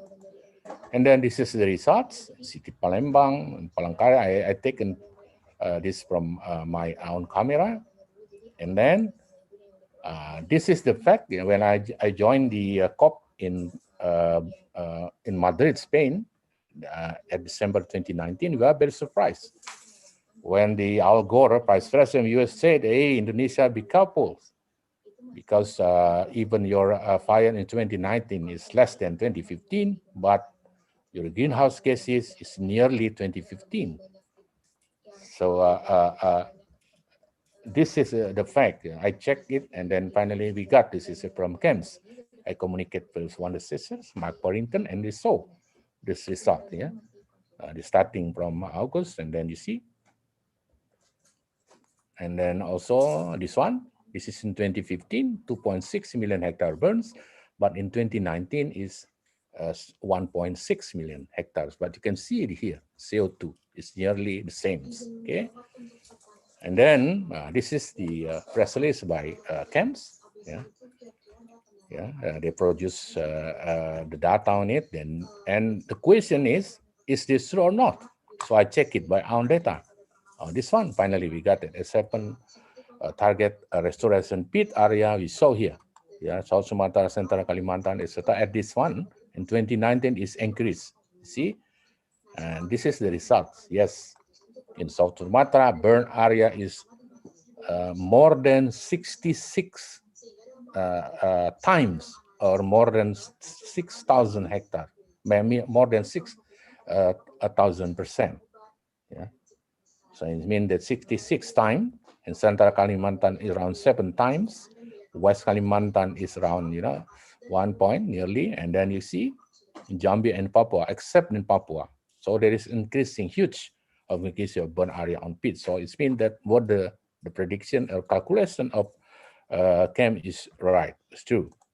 See, when you're dealing with fires, yeah, there is two possibility. The fire could be in here in surface. This is what we call is the surface fire on pit, or this one.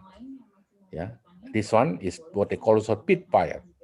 So this is make many people confused when they call it a pit fires. And here, no, because you should differentiate. Yeah, because why that only happen at this one in surface? Because they all minute the canals good, so that they reproduce the area or the surface become wet, so that the fire could not penetrate this one. But if you lose minutes your pit, yeah, especially when you fail to get the good manage of the canals, then the fires, the pit of fire also fight your pits, and then finally they produce more and more. This is the difference between a fire that located in pit but in surface, but this is in pit fire. Okay, this one, yeah. Because also this is management on fighting also will different if it, when you're dealing with fire in mineral soil, because they are under of the surface of pits, yeah. And then this one, yeah, this is the pit, and when you burn this one to be like this, and then this one, the burn like maybe 10, 50, 20 centimeter, etc. So it's mean that when you burn and then let it fire burns, yeah, with certain purpose, maybe finally you are loss of your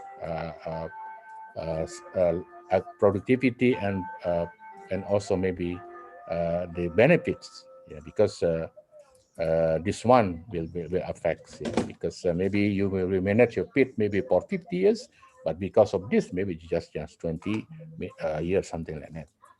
So you have also different equipment to fight. For instance, like this one, this is what we call sutikan banduk, ban gambut. But many people thought that if you use helicopter, then everything is done. No, because you will see the problems of the full load and surface. Yeah, because if this is huge of full load, like from lock and everything, which can reach more than 1,000 degrees of Celsius, and then this waters come from Bambi bucket will have no solution because they soon evaporated. Okay. So again, this is the solution. You know now, the big money now are used to fight the fires. I think this is not solution. Maybe for certain purpose, yes, but not the end of solution. Could you imagine about this one? This helicopter, 500, and this huge of pit burn only cover this one, not way. Okay, and then I will show you based on what I suggest before. The question is, when you see the different colors of smoke, like what is going on there? So we joined the research with several universities in the US, funded by NASA in Central Kalimantan, yeah. And then we bring the equipment from US. In equipment prices, maybe in Indonesia is quite expensive, yeah, and it's about 3 or 4 billion rupiah. So it's very sensitive. So result also good. Okay, yeah, this one we taken some sample. This is the PhD student. Yeah, this is from US Forest Service, and then this is the result. We got 90 gases. You see, and then mostly 50% of these gases is very dangerous to human being. You see, the hero can say that furan, yeah, this is very dangerous to human being.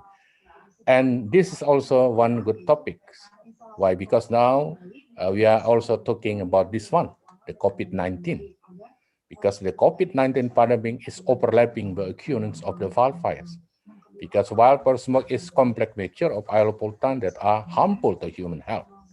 There is many publication here, but this is, I think, actually a challenge. Maybe the Biotrop with the associate member or maybe others could focusing also in this research.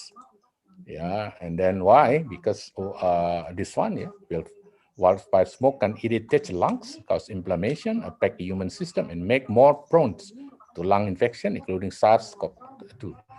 And because of the COVID-19 pandemic, preparing for wildfire might be a little different.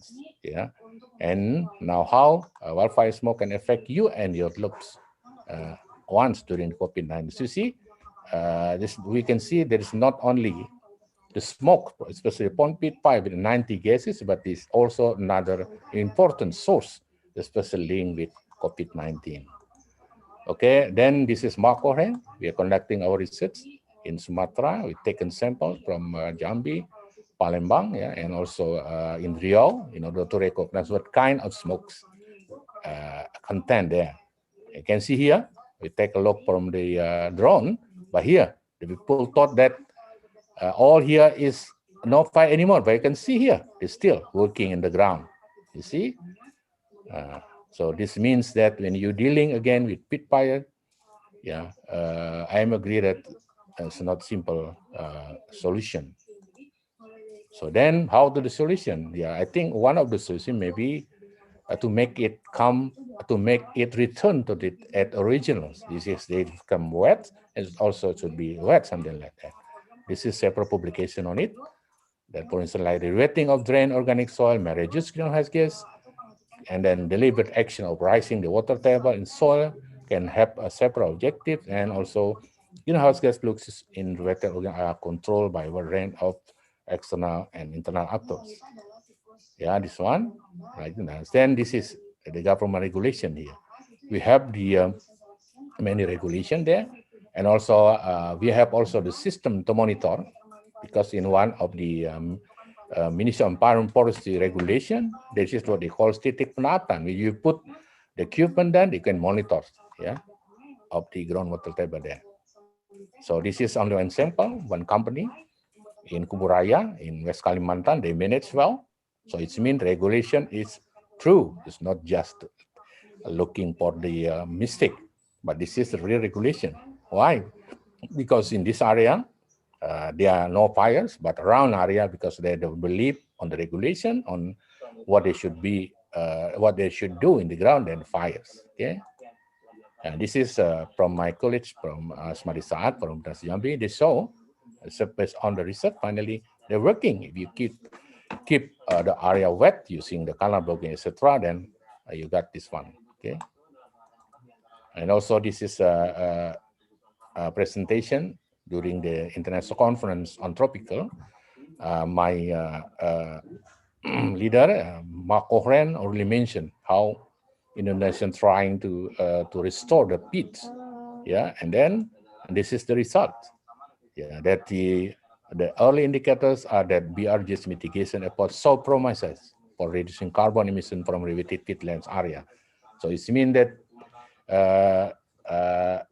the restoration pit and then continue with mangrove now is also promises. You know, it's not just blocking canal, but of course this should be on the right way. And then also you should work together with the local people, not just blame there, not using this one, put in jail everything. But now this is working. This is in West Kalimantan. Usually burn, but now they produce something here. And also this is in Siak, yeah. And this is, they usually cut down these shrubs and then they burn it, but they can make something. And even, yeah, you can manage through using this coal and produce biogas. This work. And also this one, yeah, you don't have to burn the logs, but you can make it as the burners for this electrical power plant. They can produce about 7 to 8 gigaton. So why not? Yeah. And then finally, the conclusions. Peat fire is a serious fire that is very difficult to manage and produce huge amount of greenhouse gas emissions and other environmental destruction, including for environment. And then please do not play the game. As peatland is our originality wet, then it should be returned back to its originality and do not let it dry. Greenhouse gas emission reduction only could be reached if every sector and human individual working together with clear target and the way to run without any exception, as policy only is not enough. Finally, fire prevention should be realized as it should be applied. I think that's all I would like to share with you. Thank you very much.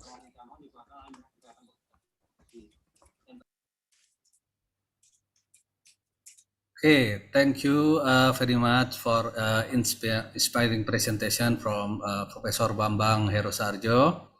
Already present the impact of peatland fire on its ecosystems. Now it's time for discussions. We have 30 minutes left for question and answer.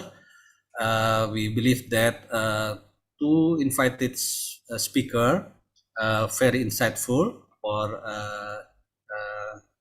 their presentations. Please, if you have a question, can raise your hand or put your question in the chat. We already have a few questions for no, it is 5 for Bapak Nyoman and 1 for Professor Bambang. Yeah, Bapak Mr. Nyoman already answer some question. Please, there's the question will be from Jerome Monte from Philippines. Jerome Monte Mayor, please ask the questions. Good morning, everyone. Greetings from the Philippines. Thank you for your wonderful sharing. It's very full of learning and insights. We would just like to ask a question because in the Philippines, we are very new to peatland management restoration. And one of the challenges is the peatland drainage. And I noted Pak Newman mentioned that if a peatland has been like severely degraded, it cannot be rehabilitated or restored. So is there really no way of rehabilitating or restoring a degraded peatlands?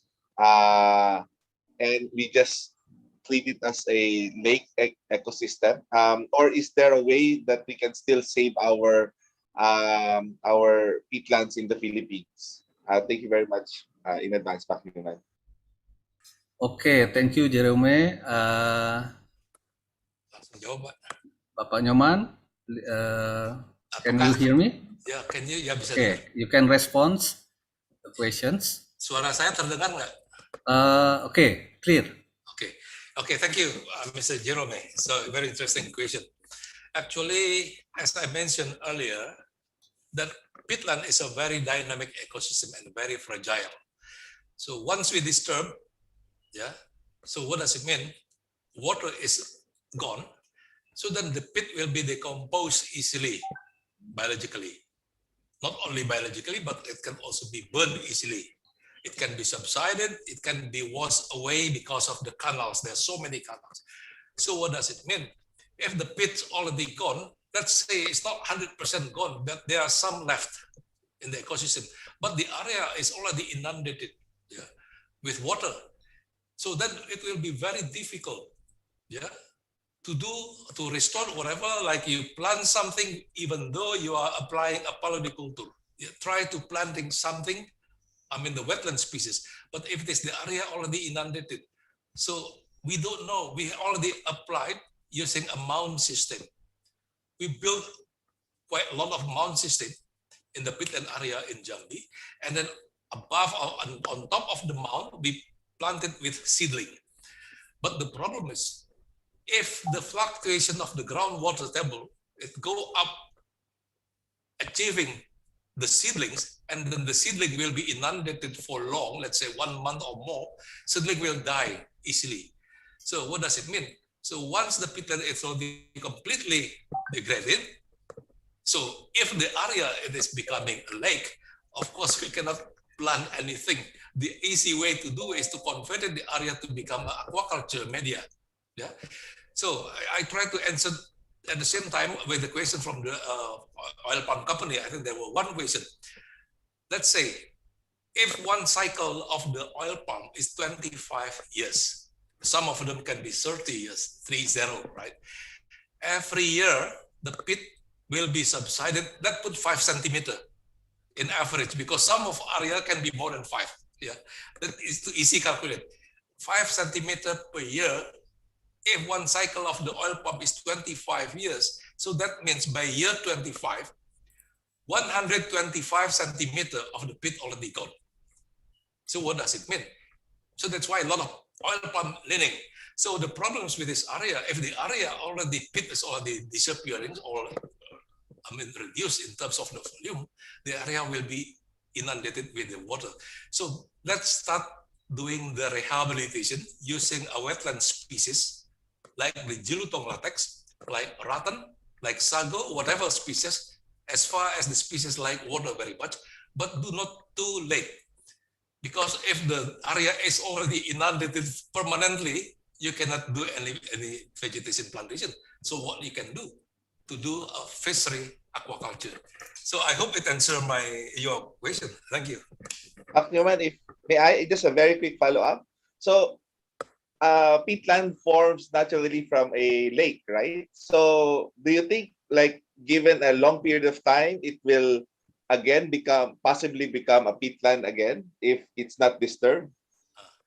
Okay, that's a good question. Actually, we have to classify between Myers and peatland. Yeah, Myers is something that's still growing.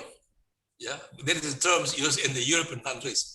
I mean, in Europe, in the temperate regions, the peatland actually developed from the sphagnum, yeah, or algae, whatever, yeah. But in our tropical countries, our peatland composed of the high trees, yeah, which is not decomposed completely. So what does it mean?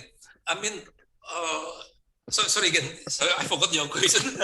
Can you repeat it again? The story is it started as a lake and then became a peatland and then degraded, became a lake again, then it became a peatland again. Yeah, so I can tell you, not all peatland actually develop in the basin. Some of them, they're just established on the surface of the area, yeah, on the flat area.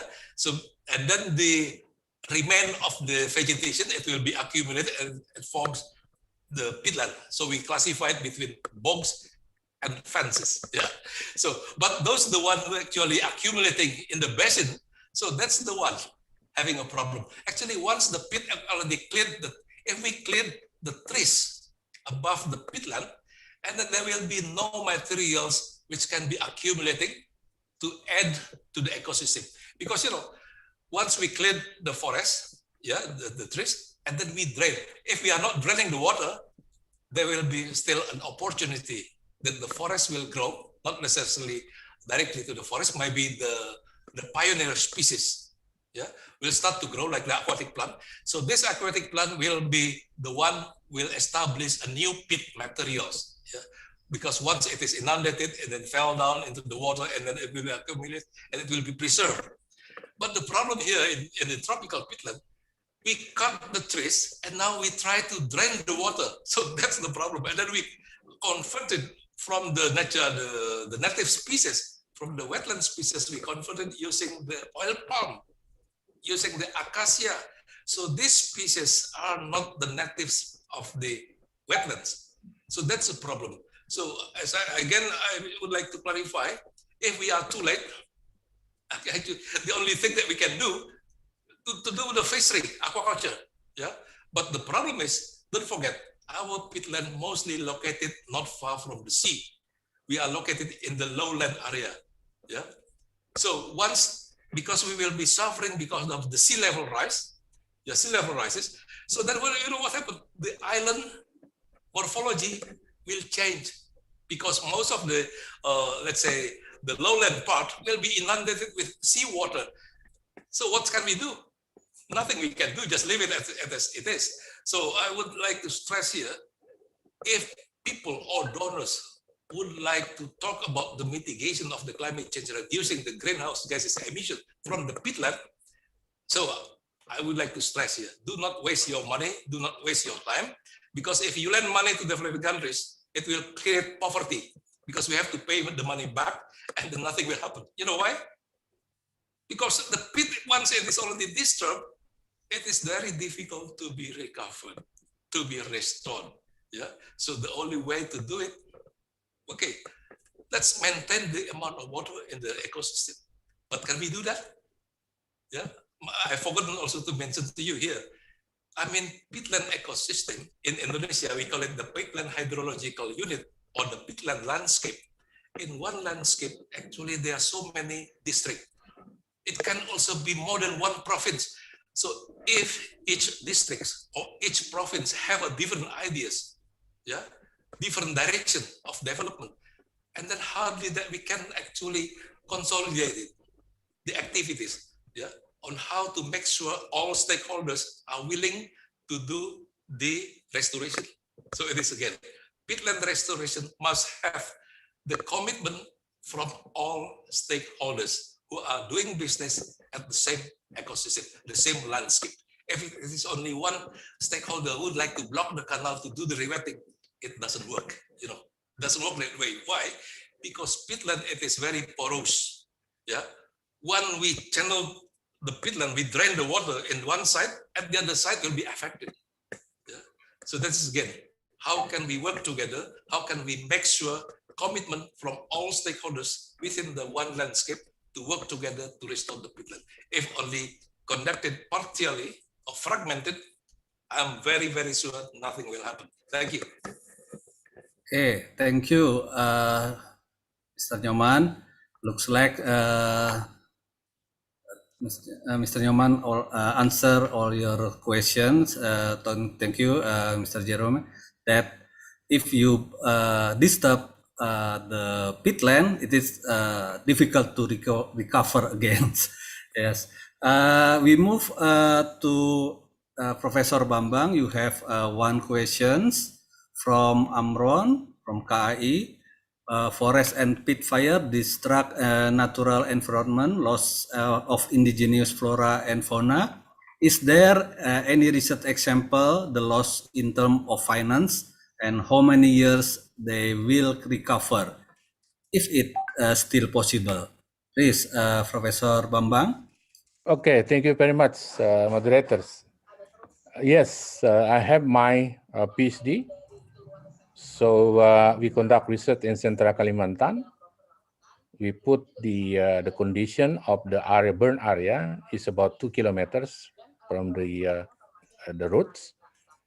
And then finally, we got that excellent example, excellent results, because after about 18 years later on, yeah, the area that's not burned frequently will, will produce huge amount of the flora. So we are calculating the biomass. This my PC student is the Pak Wayan at the Ministry of Environment and Forestry. So in my opinion, my suggestion, there is optimistic, yeah, to get something different. So we are not created the hell. It seems that we lost everything. No, I'm still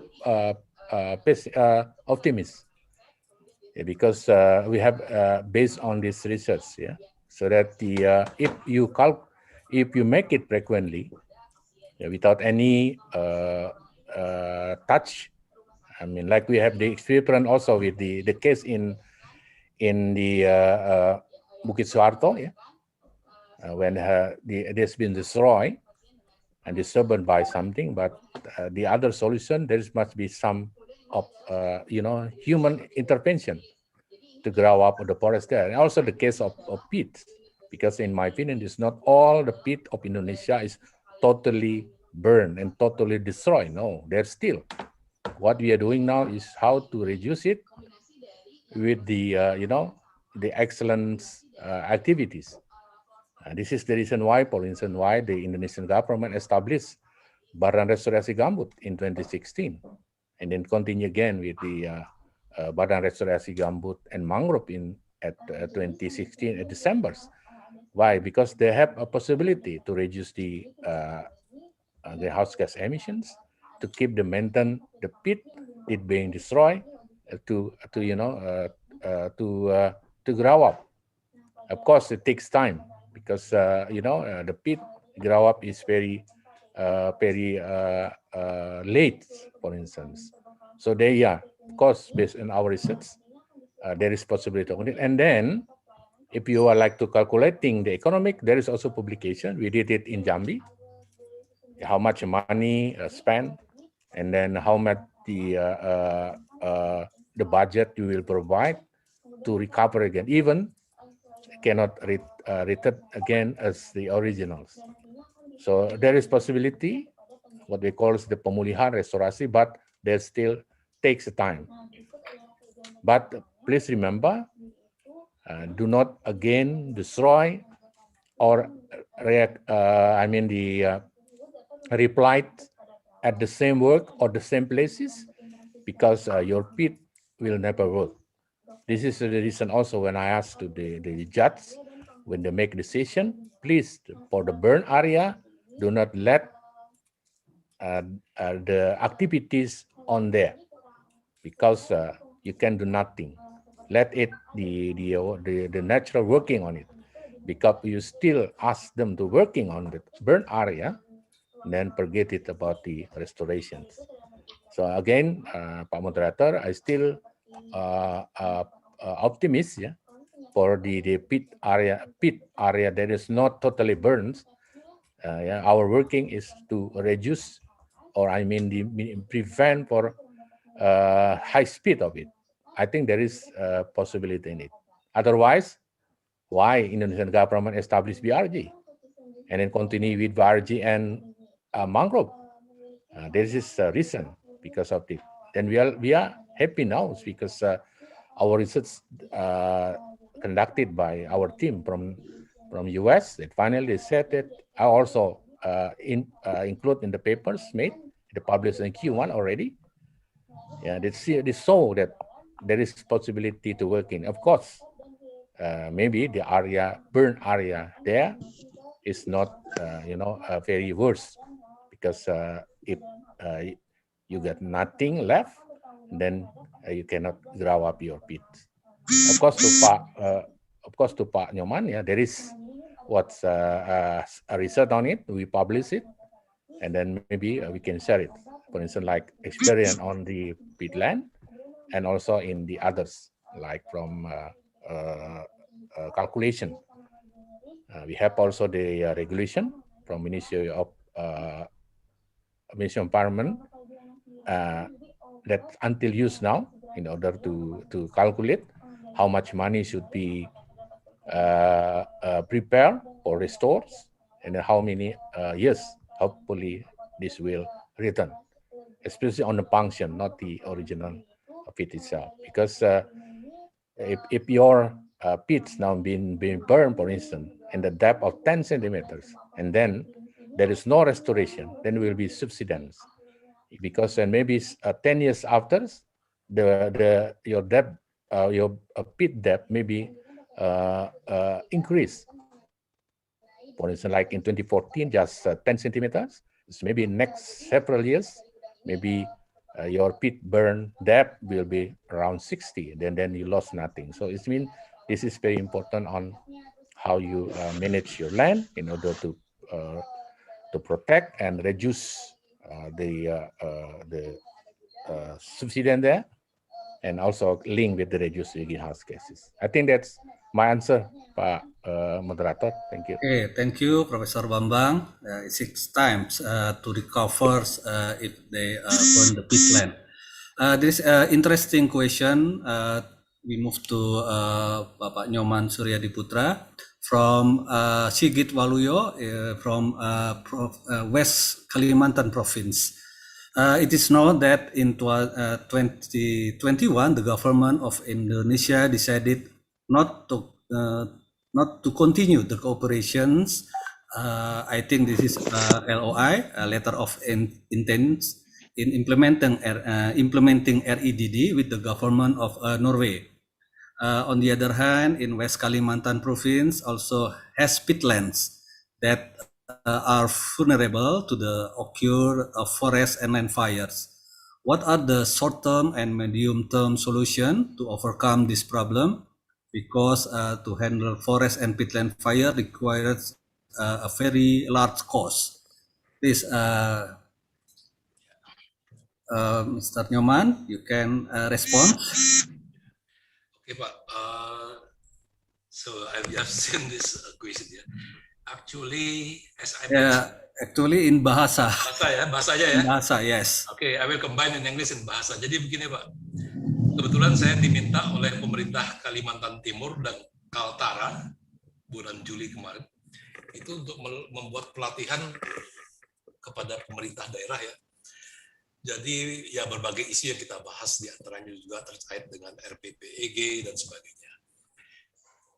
Kalau menurut saya, Pak, ini memang kebakaran ini kan bukan hanya di lahan swasta ya, tapi juga ada kecenderungan. Saya tidak menuduh, Pak. Ada kecenderungan atau kemungkinan. Sorry, Dr. Joman, please you can by English, but the question in bahasa, yeah. Okay. Alright, the organizing committee already provide the interpreters. Okay, that's good. Yeah. Okay, so maybe I should answer the following. Yeah, peatland fire, it is something that cannot be avoided. It can be happening. Yeah. So, but it can be prevented.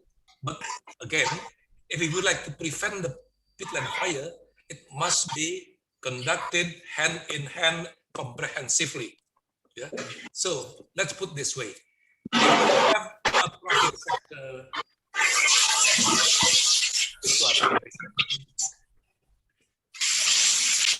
maaf, ini suaranya berisik, Pak. Let's put this way. In one peatland hydrological unit or in one peatland landscape, I'm sure there will be quite many activities, not only activities conducted by the concession, by the private sectors, but it can also be conducted by the local community, by the smallholders who are actually planting oil palm as well, and also might be by the government. Yeah. So there's so many stakeholders within the one landscape. Yeah. So if we would like to dealing with the prevention, yeah, we like to prevent the area from fire. My suggestion, as I mentioned earlier, yeah, number one, so we have to have a data regarding the precipitation. Yeah, I know during this kind of situation, the climate change issues, I mean, we cannot rely very much on the data because data can change from time to time. This is what we experience in North Sumatra. We have a graph, yeah, the precipitation data for the last 15 years. But you know what happened? This year, the rainy season changed. Instead of having dry season in June, now we have quite heavy rain in June, yeah, 2 months ago. So that is again what I would like to say. If you like to prevent the fire, all of the stakeholders must work together, hand in hand. Private sectors, the community, the government, you just name it. All of them must work together, especially referring to the fire history in the past, referring the precipitation. So if we already know, we can predict next month will be the drought is coming. Yeah. If we know already, based on the information from the BNPB or BMKG, whatever, that next one will be the dry season. So make sure, yeah, everyone who are working in the peatland area, if there is a canal, they have to be blocked.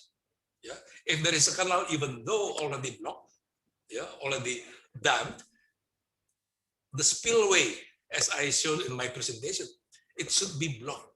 Yeah. The simple way to block the spillway, yeah, I mean the canal which is already blocked, but it has a spillway, you can use a banana trunk. We will try using a banana trunk. So you cut the banana trees and then try to block the spillway in order to maintain the water. So that's number one. Yeah, directly prevent the water from leakage or from wash away into the downstream or into the sea. Maintain the water. Make sure all of the stakeholders, the private sectors, we need to work together. Yeah, of course it will quite be expensive, but private sector, they have money. Yeah, they have money, then they have to oblige to do so. And number two, make sure those people in the private sector concession, because I've visited quite many of them, you know, they easily in the field, in the peatland area, they smoke. I used to smoke, but I stopped since 2-3 years ago. But I don't smoke in the area where it is very vulnerable area. So with that case, I mean, the company, yeah, must put a signboard, not only in the concession areas, but also in the community land. Because this is, even though cigarette, it is something looks very small, but it can trigger fire. Yeah, of course, it's not that easy, but it depends on how dry the pit material, how strong the wind, yeah, and what kind of cigarette, whatever. There's so many factors, variable. That number two, cigarette. Number three, even though under our regulation, ya, itu undang-undang lingkungan hidup, Pak. Actually, the attachment, the annex, ya, itu masih memperbolehkan using fire it's still allowed for the area less than 2 hectares because of the traditional law, whatever. But this need to be changed, yeah. But I don't know how to, because this law, the bill needs to be, corrected, yeah.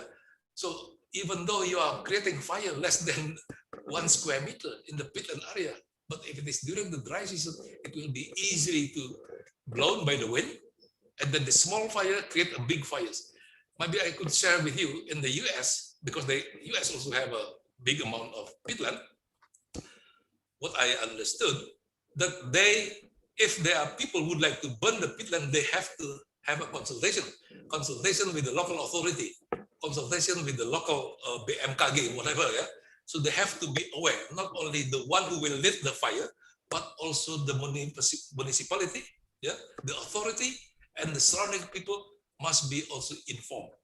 This is a very good way, yeah, put the law or regulation in a very strict way, because I have experience by myself. When I was in the field, in the area that we already blocked, pit is already re-wetted.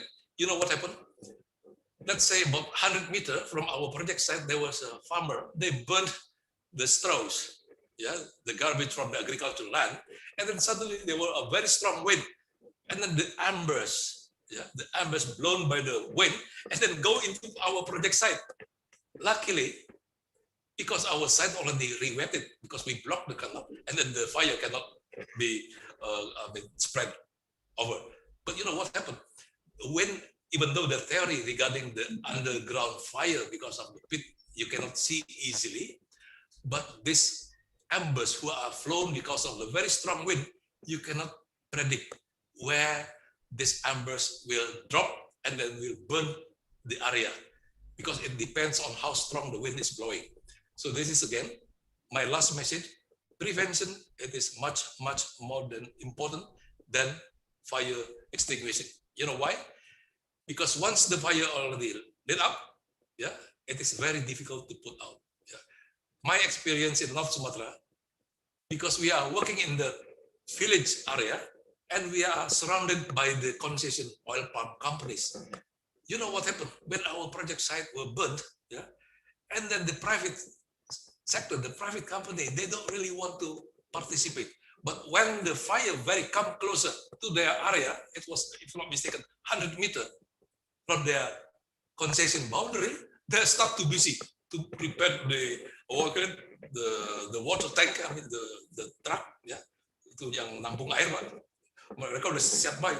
So this is very dangerous. I mean, if the care of the stakeholders are not there, yeah, if they think, oh, my land is not burnt, why should I care?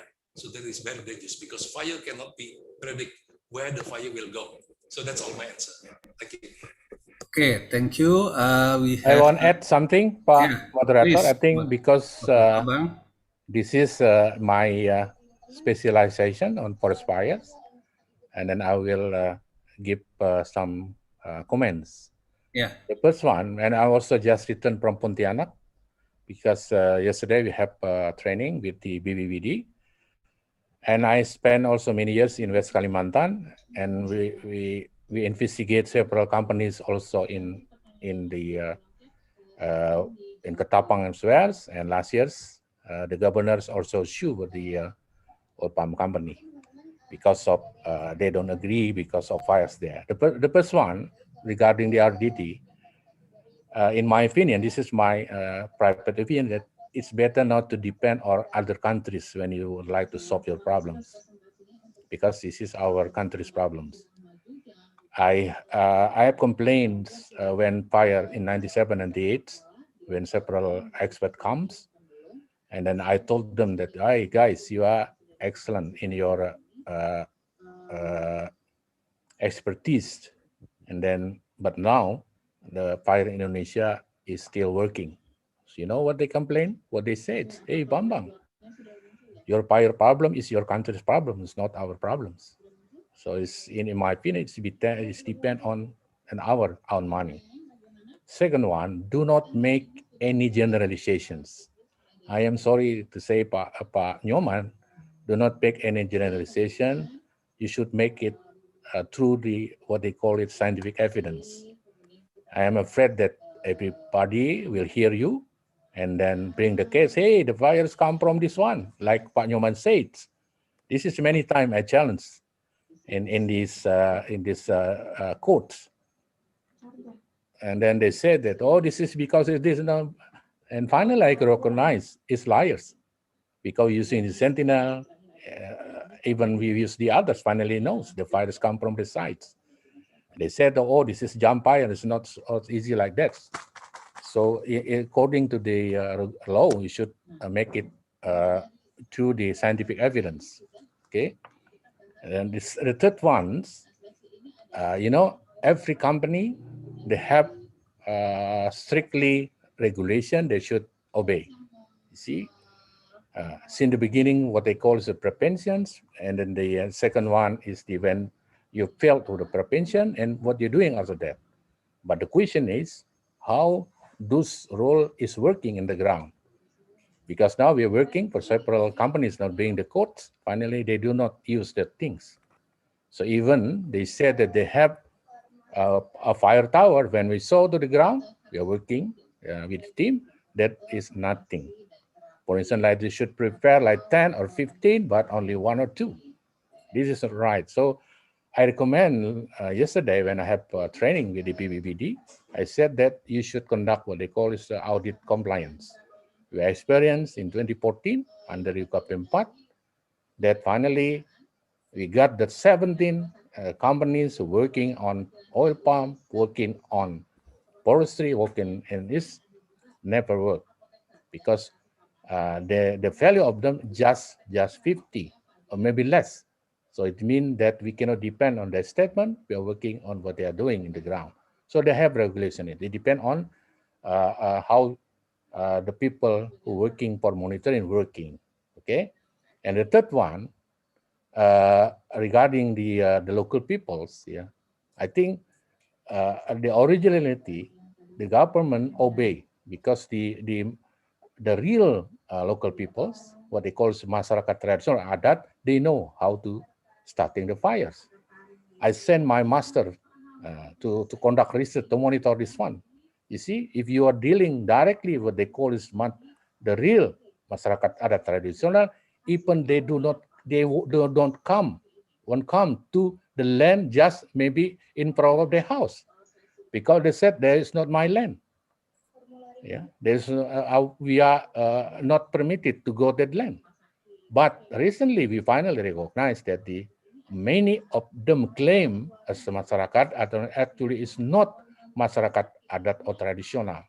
So they work based on the masyarakat adat tradisional because the real masyarakat adat tradisional, they will never did the wrong ways. So I think we should give also the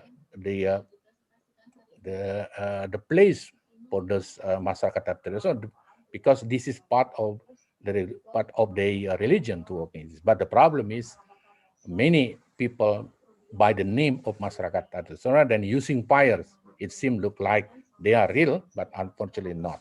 So my suggestion is that everybody they have responsibility on it. Then using the term prevention is the real prevention, not just a jargon.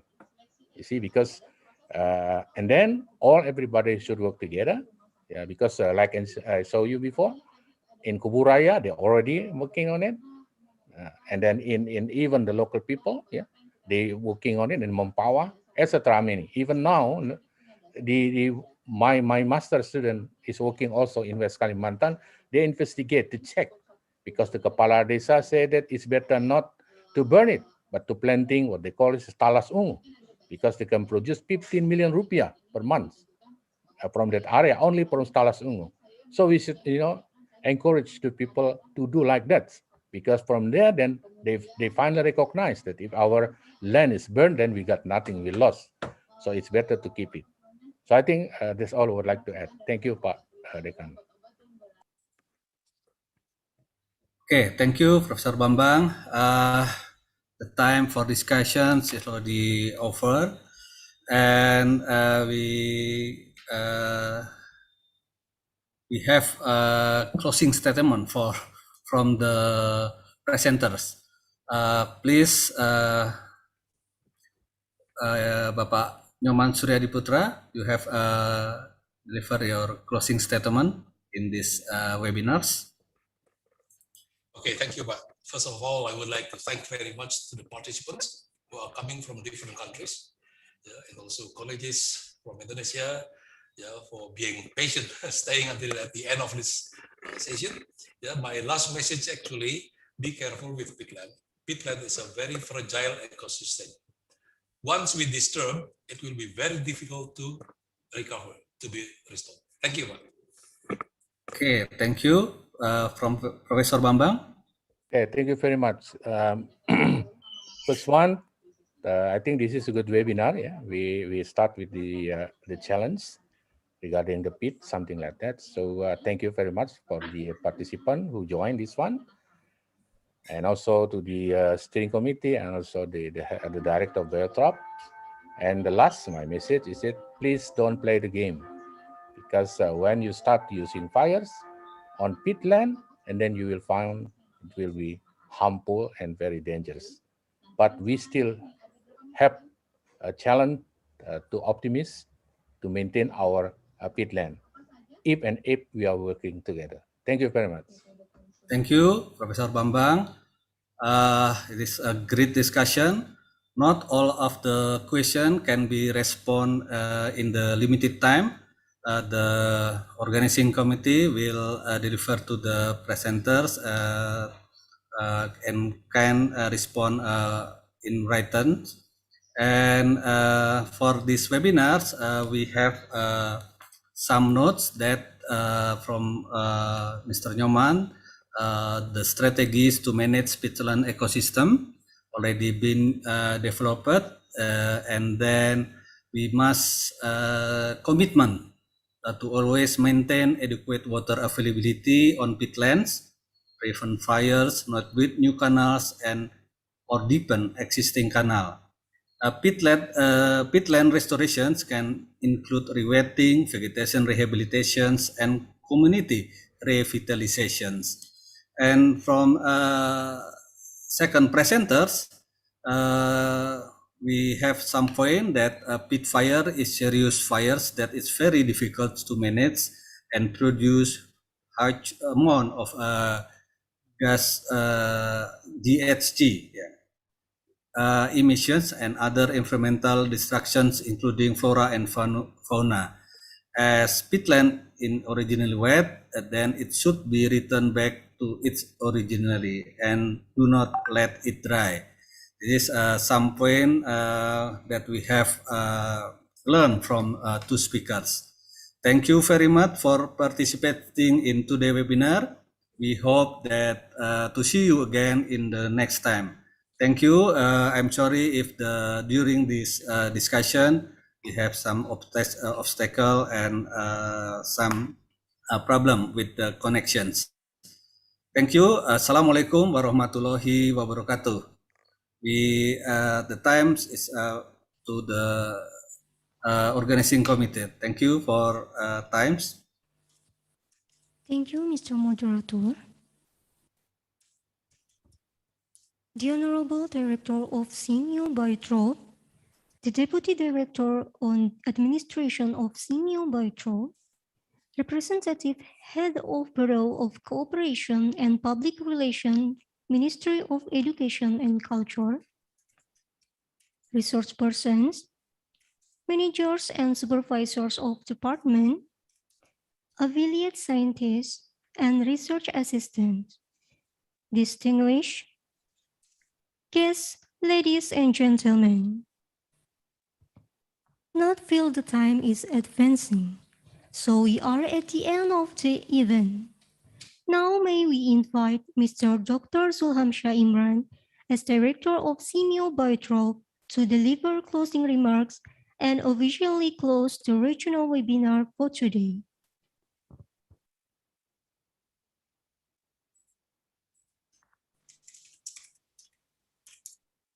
Thank you, Nijma. let me directly deliver my briefly note for this regional webinar today. Yeah, I just want to say is we need to looking forward how to save our peatland in the futures. Yeah, not only for this generation, no generation, but to need to save this peat to the next generation. Yeah, so regarding our two resource person today, yeah, I just want to make a briefly resume what should be done in the pictures. Yeah, so we know that we have the two factor at least why the degradation and collapse of our peatland ecosystem. Yeah, we know that the natural factor management, as I mentioned, we also blame climate change factor or others natural factor as a variable of the degradation of the peatland ecosystem. Otherwise, other factor is anthropogenic factor eradication. Yeah, we need, that Prof. Bambang mentioned about the wood fire and others factor, and including this open of our peatland to be how to say is the palm oil plantation, for example, and other activity for the agriculture, fisheries, and forestry. Yeah, so we need to know more about the degradation and collapse of the peatland ecosystem, and then in this other in other way, we need also to inventory and mapping the state of the peatland ecosystem. I mean, the tropical peatland ecosystem in Indonesia and other country, around the world, including the Philippines, Brunei Darussalam, and Malaysia. We know that we still have the natural peatland ecosystem nowadays. But we need to know how many hectare areas still remains our natural peatland ecosystem in Sumatra, Kalimantan, and also Papua in Indonesia, and also other countries in Southeast Asia. So regarding the degradation, we need to put also sustainable and wise use of the peatland ecosystem. We know that we need to some of the peatland ecosystem need to restore and rehabilitate because already degradation. So another way we can also use sustainable and wise use of the peatland ecosystem by implementing the aquatic part for the fishery sustainable use, and then land part for the agriculture sustainable use, and also land and aquatic part for the replanting or revegetation of the sustainable tree for the sustainable use. No, so the restoration should be arranged how to define the priority of the area. We know that the degradation area is really wide in the Indonesia, in particularly. So we need to arrange the priorities area. And then about the conservation and moratorium, we need to strengthen national and regional, also international policy and action. As Pak Suryadi mentioned about the strategic how to save our peatland ecosystem in Indonesia and also Southeast Asian country. So finally, we need to declare what is it the integrated use and conservation of the peatland ecosystem. In this term, we need at least Biotrop and friend, in our partner, how to estimate the contribution to mitigation and adaptation action. It is need to define. So why for the next regional webinar, we will convey about the current status, the agriculture, and then fisheries, and also forestry integration in the peatland ecosystem that has already degraded by anthropogenic factors. So we need to formulate in the regional workshop where Xiaomi Biotrop and partners. Now we prepared one regional workshop to make real action, and then priority action, of course, regarding to the two presenters today, and also maybe coming up presenter. I hope the end in the middle of the October we will conduct it one webinar anymore. So I want to say that we need to protect peatland ecosystem and then save natural biodiversity. So finally, let me prevent the factor that can be caused, that can be causes peatland ecosystem loss and damage. And the second one, the key is how to engage local communities or indigenous institutions to save our peatland ecosystem. That all, I think, Nijma, and I would like to say with Alhamdulillah Rabbil Alamin, and then I close this webinar, this regional webinar today. But we meet for another webinar coming up. Thank you. Assalamualaikum warahmatullahi wabarakatuh. Waalaikumsalam warahmatullahi. Terima kasih Pak Irwa. Thank you. Thank you, Mr. Dr. Zulhamsyah Imran. Before we close this program, may we deliver a certificate by virtual to all resource person and moderator in this webinar.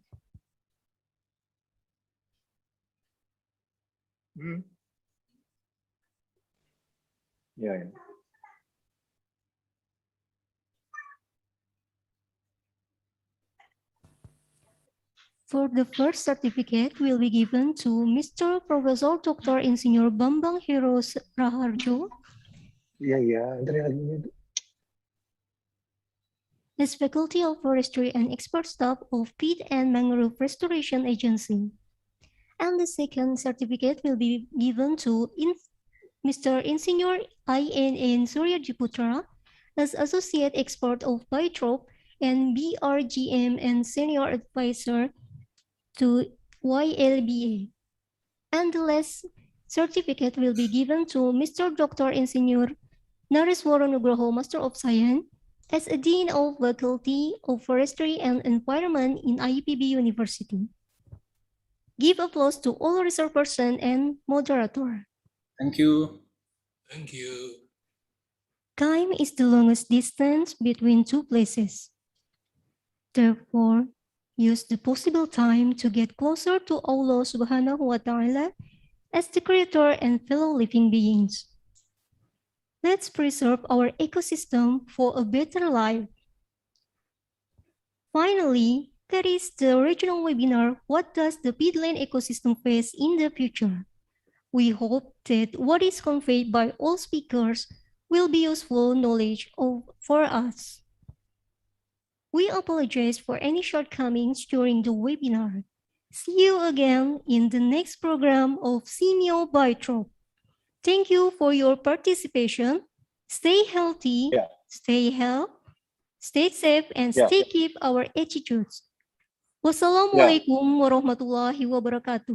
Waalaikumsalam. Waalaikumsalam warahmatullahi wabarakatuh. Thank you so much, Pak Nyoman, Pak thank you Putra, semua. Dr. Nares Nugroho,